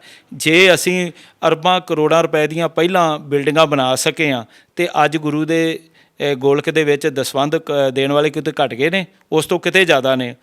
ਉਹਨਾਂ ਦੀਆਂ ਕਮਾਈਆਂ 'ਚ ਵੀ ਬਰਕਤਾਂ ਪਈਆਂ ਅਤੇ ਅੱਜ ਅਸੀਂ ਪੰਜਾਬ ਨੂੰ ਤਾਂ ਸੋਨੇ ਦੀ ਚਿੜੀ ਜਿਵੇਂ ਕਹਿੰਦੇ ਆ, ਉਹ ਅਸੀਂ ਬਣਾ ਸਕਦੇ ਸੀ। ਇੰਨੇ ਕੁ ਵਧੀਆ ਵਿਦਿਅਕ ਅਦਾਰੇ ਬਣਾ ਸਕਦੇ ਸੀ। ਹੁਣ ਜਿਹੜੇ SGPC ਦੇ ਅਦਾਰੇ ਚੱਲ ਰਹੇ ਨੇ ਉਹਨਾਂ ਦੇ ਇੰਨੇ ਮੰਦੇ ਹਾਲ ਨੇ ਕਿ ਟੀਚਰਾਂ ਨੂੰ ਤਨਖਾਹਾਂ ਦੇਣ ਲਈ ਪੈਸਾ ਨਹੀਂ। ਗੁਰੂ ਦੀ ਗੋਲਕ ਦਾ ਪੈਸਾ ਗਿਆ ਕਿੱਥੇ? ਇਹਨਾਂ ਸਾਰੀਆਂ ਚੀਜ਼ਾਂ ਨੂੰ ਅਸੀਂ ਜੇ ਉਸ ਦਿਨ ਸਰਬੱਤ ਖਾਲਸਾ ਦੇ ਵਿੱਚ ਕੀਤਾ ਹੁੰਦਾ, ਦੁਨੀਆ ਦੇ ਸਾਹਮਣੇ ਪੱਖ ਰੱਖਿਆ ਹੁੰਦਾ ਸ਼੍ਰੋਮਣੀ ਗੁਰਦੁਆਰਾ ਪ੍ਰਬੰਧਕ ਕਮੇਟੀ ਦਾ, ਤਾਂ ਅੱਜ ਹਾਲਾਤ ਕੁਝ ਹੋਰ ਹੁੰਦੇ। ਸੋ ਇਹਨਾਂ ਸਾਰਿਆਂ ਮੋਰਚਿਆਂ ਦਾ ਜੋ ਬੀਤ ਚੁੱਕਾ ਉਹਦੇ 'ਤੇ ਪਛਤਾਵਾ ਕਰਨ ਦੀ ਲੋੜ ਨਹੀਂ, ਉਹਦੇ ਤੋਂ ਸਿੱਖਿਆ ਲੈਣ ਦੀ ਲੋੜ ਹੈ। ਹੁਣ ਇੱਕ ਜਗ੍ਹਾ ਦੇ ਉੱਤੇ ਇਹ ਆ, ਹੁਣ ਕੋਈ ਕੱਟੜ ਵੀ ਨਹੀਂ ਕਹਿ ਸਕਦਾ, ਹੁਣ ਕੋਈ ਕੱਟੜ ਵੀ ਨਹੀਂ ਕਹਿ ਸਕਦਾ ਕਿ ਲਵੀ ਕੋਈ ਅੰਮ੍ਰਿਤਧਾਰੀ ਸਿੰਘ ਇਸ ਦੀ ਅਗਵਾਈ ਕਰ ਰਿਹਾ। ਅੱਜ ਤਾਂ ਇੱਕ ਕਲੀਨ ਸ਼ੇਵ ਨੌਜਵਾਨ, ਇਹਦੇ ਵਿੱਚ ਕਾਮਰੇਡ ਵੀ ਬਹੁਤ ਆ ਰਹੇ ਨੇ, ਪੰਜਾਬੀ ਵੀ ਬਹੁਤ ਆ ਰਹੇ ਨੇ, ਇਹਦੇ ਵਿੱਚ ਪੰਥਕ ਜਥੇਬੰਦੀਆਂ ਵੀ ਆ ਰਹੀਆਂ। ਇੱਕ ਸਾਂਝਾ ਜਿਹਾ ਪਲੇਟਫਾਰਮ ਬਣ ਗਿਆ ਨਾ, ਧਰਮ ਨਿਰਪੇਖ ਜਿਹਨੂੰ ਆਪਾਂ ਕਹਿੰਦੇ ਜੀ, ਧਰਮ ਨਿਰਪੇਖ ਹੋਣਾ ਚਾਹੀਦਾ। ਹੁਣ ਉਹੋ ਜਿਹਾ ਮੋਰਚਾ ਬਣ ਗਿਆ, ਤਾਂ ਹੁਣ ਤਾਂ ਘੱਟੋ ਘੱਟ ਇਹਦੇ ਵਿੱਚ ਕੋਈ ਅਸੀਂ ਜਿੱਤ ਪ੍ਰਾਪਤ ਕਰ ਸਕੀਏ। ਮੈਨੂੰ ਆਹ ਹੈ ਇਸ ਗੱਲ ਦੀ ਹੈ। ਇਸ ਕਰਕੇ ਮੇਰੇ ਜਾਣ ਨਾਲ ਜਾਂ ਨਾ ਜਾਣ ਨਾਲ ਕੋਈ ਫਰਕ ਨਹੀਂ ਪੈਂਦਾ। ਫਰਕ ਇਹ ਆ ਕਿ ਜਿਹੜੀ ਗੱਲ ਅਸੀਂ ਕਹਿਣਾ ਚਾਹੁੰਦੇ ਹਾਂ, ਅੱਜ ਤੁਹਾਡੇ ਮਾਧਿਅਮ ਰਾਹੀਂ ਮੈਂ ਉਹ ਕਰ ਦਿੱਤੀ ਇਹ ਗੱਲ, ਤਾਂ ਉਹਦੇ ਉੱਤੇ ਸੁਚੇਤ ਰਹਿਣਾ ਪਵੇਗਾ। ਬਾਜ਼ ਅੱਖ ਦੇ ਨਾਲ ਸਾਨੂੰ ਇਹ ਸਾਰਾ ਕੁਝ ਵਾਚਣਾ ਪਏਗਾ। ਔਰ ਇੱਕ ਗੱਲ ਇਹ ਆ ਕਿ ਜਿੰਨੇ ਵੀ ਪ੍ਰਬੰਧਕ ਵੀਰ ਨੇ ਉਹਨਾਂ ਨੂੰ ਮੈਂ ਹੱਥ ਜੋੜ ਕੇ ਬੇਨਤੀ ਕਰਾਂਗਾ ਕਿ ਇਹ ਮੌਕਾ ਦੁਬਾਰਾ ਨਾ ਆਵੇ ਕਿ ਕੋਈ ਤੁਹਾਨੂੰ ਵੇਖ ਕੇ ਇਹ ਗੱਲ ਕਹੇ ਕਿ ਯਾਰ ਇਹਨਾਂ ਨੇ ਵੀ ਉਹੀ ਕਰ ਦਿੱਤੀ ਜੋ ਪਹਿਲਾਂ ਹੁੰਦੀ ਆਈ ਹੈ। ਇਹੋ ਜਿਹੀ ਨਹੀਂ ਹੋਣੀ ਚਾਹੀਦੀ। ਅੰਤ ਦੇ ਵਿੱਚ ਪੀਰ ਜੀ ਇਹ ਪੁੱਛਣਾ ਚਾਹਾਂਗਾ ਕਿ ਅਸੀਂ ਮੋਰਚਿਆਂ ਦੀ ਗੱਲ ਕਰ ਰਹੇ ਹਾਂ, ਪਰ ਵੱਡੇ ਚੈਨਲਸ ਦੀ ਅਗਰ ਗੱਲ ਕਰੀਏ, ਉਹਨਾਂ ਨੂੰ ਸੁਸ਼ਾਂਤ ਰਾਜਪੂਤ ਜਾਂ ਕੰਗਨਾ ਰਣੌਤ ਇਹਨਾਂ ਤੋਂ ਫੁਰਸਤ ਨਹੀਂ ਹੈ। ਉਹ ਕਦੇ ਵੀ ਮੋਰਚੇ ਨਹੀਂ ਦਿਖਾਉਣਗੇ, ਪੰਜਾਬ ਦੀ ਸਿਆਸਤ ਨਹੀਂ ਦਿਖਾਉਣਗੇ, ਧੀ ਦੇ ਨਾਲ ਬਲਾਤਕਾਰ ਹੋਏ ਨਹੀਂ ਦਿਖਾਉਣਗੇ, ਉਹਦੇ ਮਾਪਿਆਂ ਨੂੰ ਕਿੱਦਾਂ ਕੈਦੀ ਬਣਾ ਕੇ ਰੱਖਿਆ ਗਿਆ, ਕਿੱਦਾਂ ਪਿੰਡ ਛਾਉਣੀ 'ਚ ਤਬਦੀਲ ਕੀਤਾ ਗਿਆ ਨਹੀਂ ਦਿਖਾਉਣਗੇ। ਪਰ ਜੇ ਛੋਟੀਆਂ ਚੀਜ਼ਾਂ ਹੋ ਰਹੀਆਂ ਨੇ ਕਿਸੇ ਫਿਲਮ ਸਟਾਰ ਦੇ ਨਾਲ, ਉਸ ਨੂੰ 4-4 ਦਿਨ 5-5 ਦਿਨ ਲਗਾਤਾਰ ਸਵੇਰ ਤੋਂ ਸ਼ਾਮ ਤੱਕ ਘਸਾ ਦੇਣਗੇ। ਇਹ ਪੀਲੀ ਪੱਤਰਕਾਰੀ ਬਾਰੇ ਕੀ ਕਹੋਗੇ? ਕਿਉਂਕਿ ਇੱਕ ਮੂਵਮੈਂਟ ਨੂੰ ਅਸੀਂ ਉਦੋਂ ਹੀ ਜਿੱਤ ਸਕਦੇ ਹਾਂ ਜਦੋਂ ਲੋਕਤੰਤਰ ਦਾ ਚੌਥਾ ਥੰਮ ਸੱਚਾਈ ਤੇ ਇਮਾਨਦਾਰੀ ਦੇ ਨਾਲ ਕੰਮ ਕਰ ਰਿਹਾ ਹੋਵੇ। ਦੇਖੋ, ਇਸ ਦੇ ਵਿੱਚ ਇਹ ਆ ਕਿ ਇੱਕ ਤਾਂ ਸੋਸ਼ਲ ਮੀਡੀਆ ਦਾ ਇੰਨਾ ਕੁ ਪ੍ਰਭਾਵ ਹੈ ਕਿ ਇਸ ਦੇ ਵਿੱਚ ਹਰ ਕੋਈ ਪੱਤਰਕਾਰ ਬਣ ਸਕਦਾ, ਹਰ ਕੋਈ ਕੈਮਰਾ ਲੈ ਕੇ, ਕਿਉਂਕਿ ਹਰ ਇੱਕ ਦੇ ਹੱਥ ਦੇ ਵਿੱਚ ਮੋਬਾਈਲ ਹੈ, ਤਾਂ ਉਹ ਜਿੱਥੇ ਮਰਜ਼ੀ ਆਪਣੀ ਰਿਪੋਰਟਿੰਗ ਕਰ ਸਕਦਾ। ਇੱਕ ਉਹ ਬੰਦਿਸ਼ ਜਿਹੜੀ ਹੈ ਉਹ ਹਟ ਗਈ ਹੈ। ਤਾਂ ਅਜਿਹੇ ਹਾਲਾਤਾਂ ਦੇ ਵਿੱਚ, ਪਦਾਰਥਵਾਦੀ ਯੁੱਗ ਦੇ ਵਿੱਚ, ਹਰ ਇੱਕ ਨੂੰ ਪੈਸੇ ਦੀ ਬੜੀ ਜਿਹੜੀ ਮੈਂ ਕਹਿੰਦਾ ਕਿ ਪਿਆਸ ਭੁੱਖ ਲੱਗੀ ਹੋਈ ਹੈ।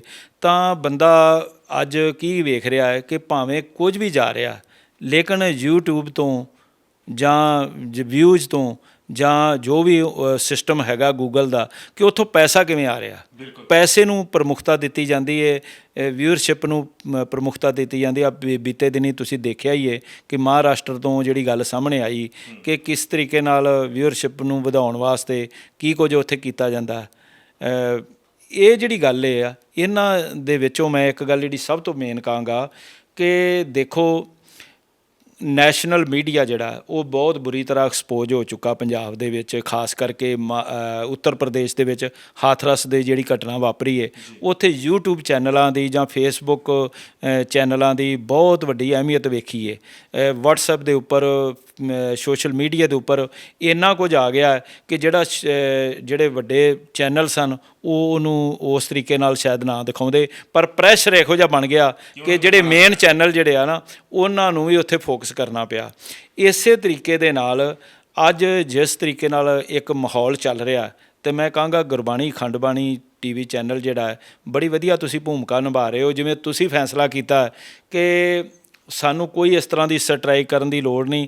ਕੋਈ ਵੀ ਸਾਡੀ ਵੀਡੀਓ, ਸਾਡੀ ਆਡੀਓ, ਸਾਡੀ ਜੋ ਵੀ ਪੋਸਟ ਹੈ ਉਹਨੂੰ ਕਿਤੇ ਵੀ ਕੋਈ ਸ਼ੇਅਰ ਕਰ ਸਕਦਾ, ਮੋਰਚੇ ਨਾਲ ਸੰਬੰਧਿਤ ਕੋਈ ਵੀ post। ਕਿਤੇ ਵੀ ਇਸਤੇਮਾਲ ਕਰ ਸਕਦਾ। ਤਾਂ ਇਹ ਸਾਡੇ ਲੋਕਾਂ ਨੂੰ ਵੀ ਇਹ ਸਮਝਣਾ ਪਵੇਗਾ ਕਿ ਅੱਜ ਦੇ ਸਮੇਂ ਦੇ ਵਿੱਚ ਅਸੀਂ ਸੱਚਾਈ ਦਿਖਾਈਏ।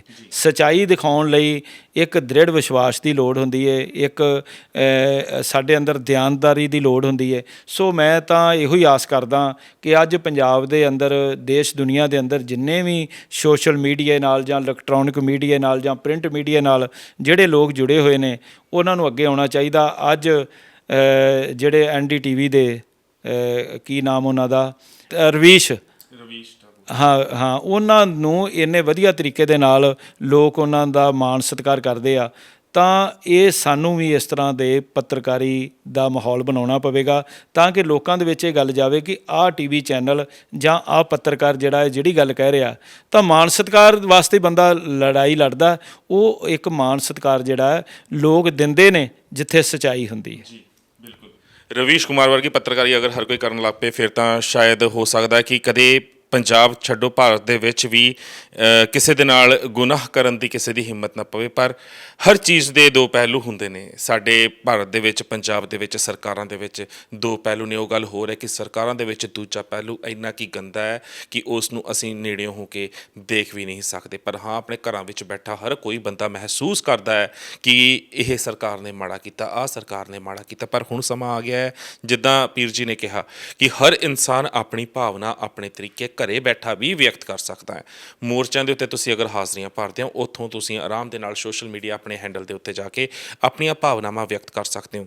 ਗੁਰਬਾਣੀ ਅਖੰਡ ਬਾਣੀ ਵੱਲੋਂ ਅਸੀਂ ਪਹਿਲਾਂ ਵੀ ਐਲਾਨ ਕਰ ਚੁੱਕੇ ਹਾਂ ਕਿ ਜਿੰਨੇ ਵੀ ਮੋਰਚੇ ਅਸੀਂ ਲਾਈਵ ਕਵਰ ਕਰ ਰਹੇ ਹਾਂ ਸਾਡੇ ਚੈਨਲ ਦੇ ਉੱਤੇ, ਜਿੰਨੇ ਵੀ ਮੋਰਚਿਆਂ ਦੀ ਕਵਰੇਜ ਪਈ ਹੋਈ ਹੈ, 2 ਘੰਟੇ ਲਾਈਵ ਚੱਲਦਾ, 7 ਘੰਟੇ ਚੱਲਦਾ, 10 ਘੰਟੇ ਚੱਲਦਾ ਹੈ, ਅਸੀਂ ਤੁਹਾਨੂੰ ਖੁੱਲ੍ਹੀ ਛੁੱਟੀ ਦਿੰਦੇ ਹਾਂ। ਜਿਹੜਾ ਮਰਜ਼ੀ ਚੈਨਲ ਉਸ ਫੁਟੇਜ ਨੂੰ ਚੱਕੇ, ਜਿੱਥੇ ਮਰਜ਼ੀ ਪਾਵੇ, ਪਰ ਸਹੀ ਵੇ ਦੇ ਵਿੱਚ ਉਸ ਦਾ ਇਸਤੇਮਾਲ ਕੀਤਾ ਜਾਵੇ, ਕਿਸੇ ਗਲਤ ਵੇ ਦੇ ਵਿੱਚ ਨਾ ਕੀਤਾ ਜਾਵੇ। ਇਹ ਨਾ ਹੋਵੇ ਕਿਸੇ ਸੰਤਰੀ ਦੀ, ਕਿਸੇ ਮੰਤਰੀ ਦੀ, ਕਿਸੇ ਚੰਗੇ ਬੁਲਾਰੇ ਦੀ ਫੁਟੇਜ ਤੁਸੀਂ ਥੋੜ੍ਹੀ ਜਿਹੀ ਕਲਿੱਪ ਕੱਢ ਕੇ ਤੇ ਉਹਦੇ ਥੱਲੇ ਕੋਈ ਸੌਂਗ ਲਾ ਕੇ ਮਜ਼ਾਕ ਮਸਤੀ ਜੀ ਬਣਾ ਕੇ ਪਾ ਦਿਓ, ਫਿਰ ਤੁਹਾਨੂੰ ਸਟ੍ਰਾਈਕ ਜ਼ਰੂਰ ਜਾਏਗੀ। ਪਰ ਹਾਂ, ਪੰਜਾਬੀ ਅਤੇ ਪੰਜਾਬੀਅਤ ਦੀ ਭਲਾਈ ਵਾਸਤੇ ਜੇਕਰ ਤੁਸੀਂ ਇਸਤੇਮਾਲ ਕਰ ਰਹੇ ਹੋ ਤਾਂ ਸਾਡੇ ਚੈਨਲ ਵੱਲੋਂ ਕਿਸੇ ਵੀ ਚੈਨਲ ਨੂੰ, ਕਿਸੇ ਵੀ ਯੂਟਿਊਬਰ ਨੂੰ ਕੋਈ ਵੀ ਕਦੇ ਵੀ ਸਟ੍ਰਾਈਕ ਨਹੀਂ ਆਏਗੀ।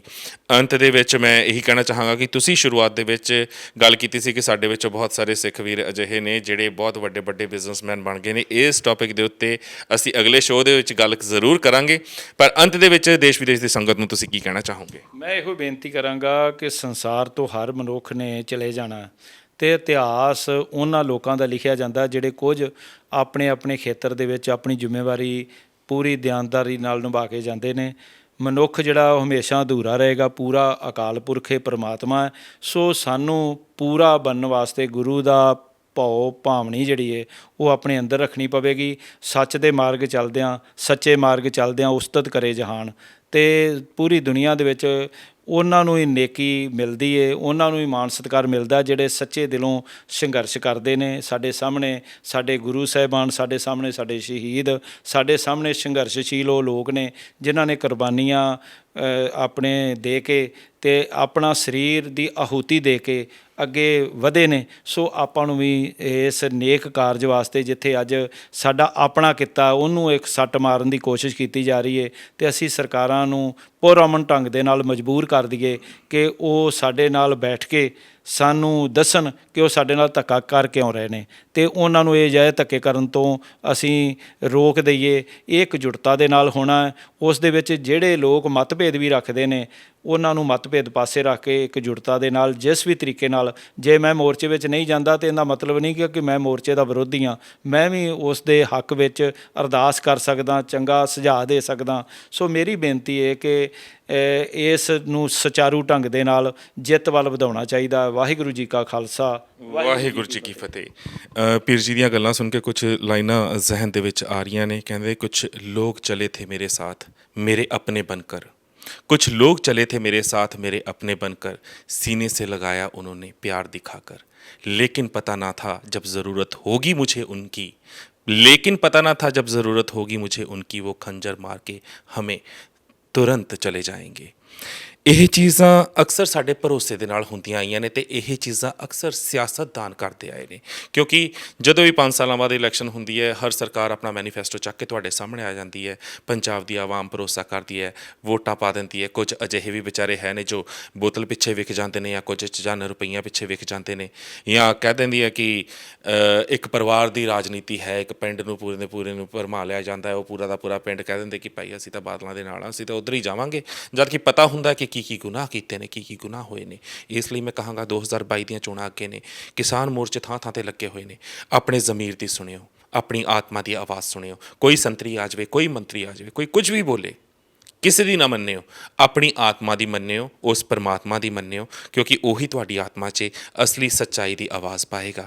ਤੇ ਅਗਰ ਤੁਸੀਂ ਆਪਣੀ ਆਤਮਾ ਦੀ ਸੁਣ ਕੇ ਇਹਨਾਂ ਮੋਰਚਿਆਂ ਦੇ ਵਿੱਚ ਜਾ ਕੇ, ਜਿੱਥੇ ਵੀ ਮੋਰਚੇ ਲੱਗੇ ਨੇ, ਚਾਹੇ ਦੀਪ ਸਿੱਧੂ ਦਾ ਮੋਰਚਾ ਹੋਵੇ, ਚਾਹੇ ਕਨਵਰ ਗਰੇਵਾਲ ਦਾ ਹੋਵੇ, ਚਾਹੇ ਜਸ ਬਾਜਵਾ ਦਾ ਹੋਵੇ, ਜਾਂ ਲੱਖਾ ਸਧਾਣਾ ਦਾ ਹੋਵੇ, ਜਾਂ ਹੋਰ ਜਿੰਨੇ ਵੀ ਕਿਸਾਨ ਜਥੇਬੰਦੀਆਂ ਨੇ ਲਾਏ ਹੋਏ ਨੇ, ਜੇ ਤੁਸੀਂ ਉੱਥੇ ਹਾਜ਼ਰੀ ਭਰਦੇ ਹੋ, ਸੱਚੇ ਮਨੋਂ ਭਰਦੇ ਹੋ, ਤੇ ਉਹਨਾਂ ਆਗੂਆਂ ਨੂੰ ਆਪਣੇ ਆਪ ਤੁਹਾਡੀ ਪੋਜ਼ੀਟਿਵ ਐਨਰਜੀ ਦੇ ਨਾਲ ਉਹ ਐਨਰਜੀ ਆਉਣੀ ਸ਼ੁਰੂ ਹੋ ਜਾਏਗੀ ਕਿ ਇਸ ਵਾਰ ਅਸੀਂ ਇਹ ਜੰਗ ਹਾਰਨੀ ਨਹੀਂ, ਇਸ ਵਾਰ ਜਿੱਤਾਂਗੇ। ਹਿੰਦ ਸਰਕਾਰ ਦੇ ਗੋਡੇ ਲਗਵਾ ਕੇ ਰਹਾਂਗੇ, ਆਪਣੀਆਂ ਮੰਗਾਂ ਮਨਵਾ ਕੇ ਰਹਾਂਗੇ। ਜੋ ਬਿਹਾਰ ਦੇ ਨਾਲ ਹੋਇਆ ਉਹ ਪੰਜਾਬ ਦੇ ਨਾਲ ਨਹੀਂ ਹੋਏਗਾ। ਬਿਹਾਰੀ ਪੰਜਾਬ ਦੇ ਵਿੱਚ ਅਗਰ ਮਜ਼ਦੂਰੀ ਕਰਨ ਵਾਸਤੇ ਆਉਂਦੇ ਨੇ, ਕਦੀ ਅਜਿਹਾ ਅਸੀਂ ਨਹੀਂ ਆਉਣ ਦੇਵਾਂਗੇ ਕਿ ਪੰਜਾਬ ਦੇ ਕਿਸਾਨ ਕਿਸੇ ਹੋਰ ਰਾਜ ਵੱਲ ਮਜ਼ਦੂਰੀ ਕਰਨ ਆਉਣ, ਜਾਂ ਜਿਹੜੇ ਵਿਦੇਸ਼ ਸਾਡੇ ਪੰਜਾਬੀ ਬੱਚੇ ਗਏ ਹੋਏ ਨੇ ਉਹ ਉੱਥੇ ਰਹਿ ਕੇ ਮਜ਼ਦੂਰੀ ਕਰਨ। ਅਸੀਂ ਪੰਜਾਬ ਨੂੰ ਇੱਕ ਵਿਦੇਸ਼ ਵਰਗਾ ਮਾਹੌਲ ਦੇਣਾ ਹੈ, ਉਹ ਤਾਂ ਹੀ ਦਿੱਤਾ ਜਾ ਸਕਦਾ ਹੈ ਜੇਕਰ ਪੰਜਾਬੀ ਇਕਜੁੱਟ, ਇੱਕ ਮੁੱਠ ਹੋ ਕੇ ਇਸ ਵੇਲੇ ਹਾਂ ਦਾ ਨਾਰਾ ਇੱਕ ਝੰਡੇ ਨੀਚੇ ਮਾਰਨ। ਕਿਸਾਨ ਜਥੇਬੰਦੀਆਂ ਵੀ ਆਪਣੀ ਜਿੱਦ ਛੱਡਣ, ਸਾਰੇ ਦੇ ਸਾਰੇ ਮੋਰਚੇ ਆਪਸ ਦੇ ਵਿੱਚ ਸਿਰ ਜੋੜ ਕੇ ਬੈਠਣ। ਜਿੱਥੇ ਜਿੱਥੇ ਤੁਸੀਂ ਬੈਠੇ ਹੋ ਉੱਥੋਂ ਇੱਕ ਸੁਰ ਦੇ ਵਿੱਚ ਆਵਾਜ਼ ਅਜਿਹੀ ਉੱਠੇ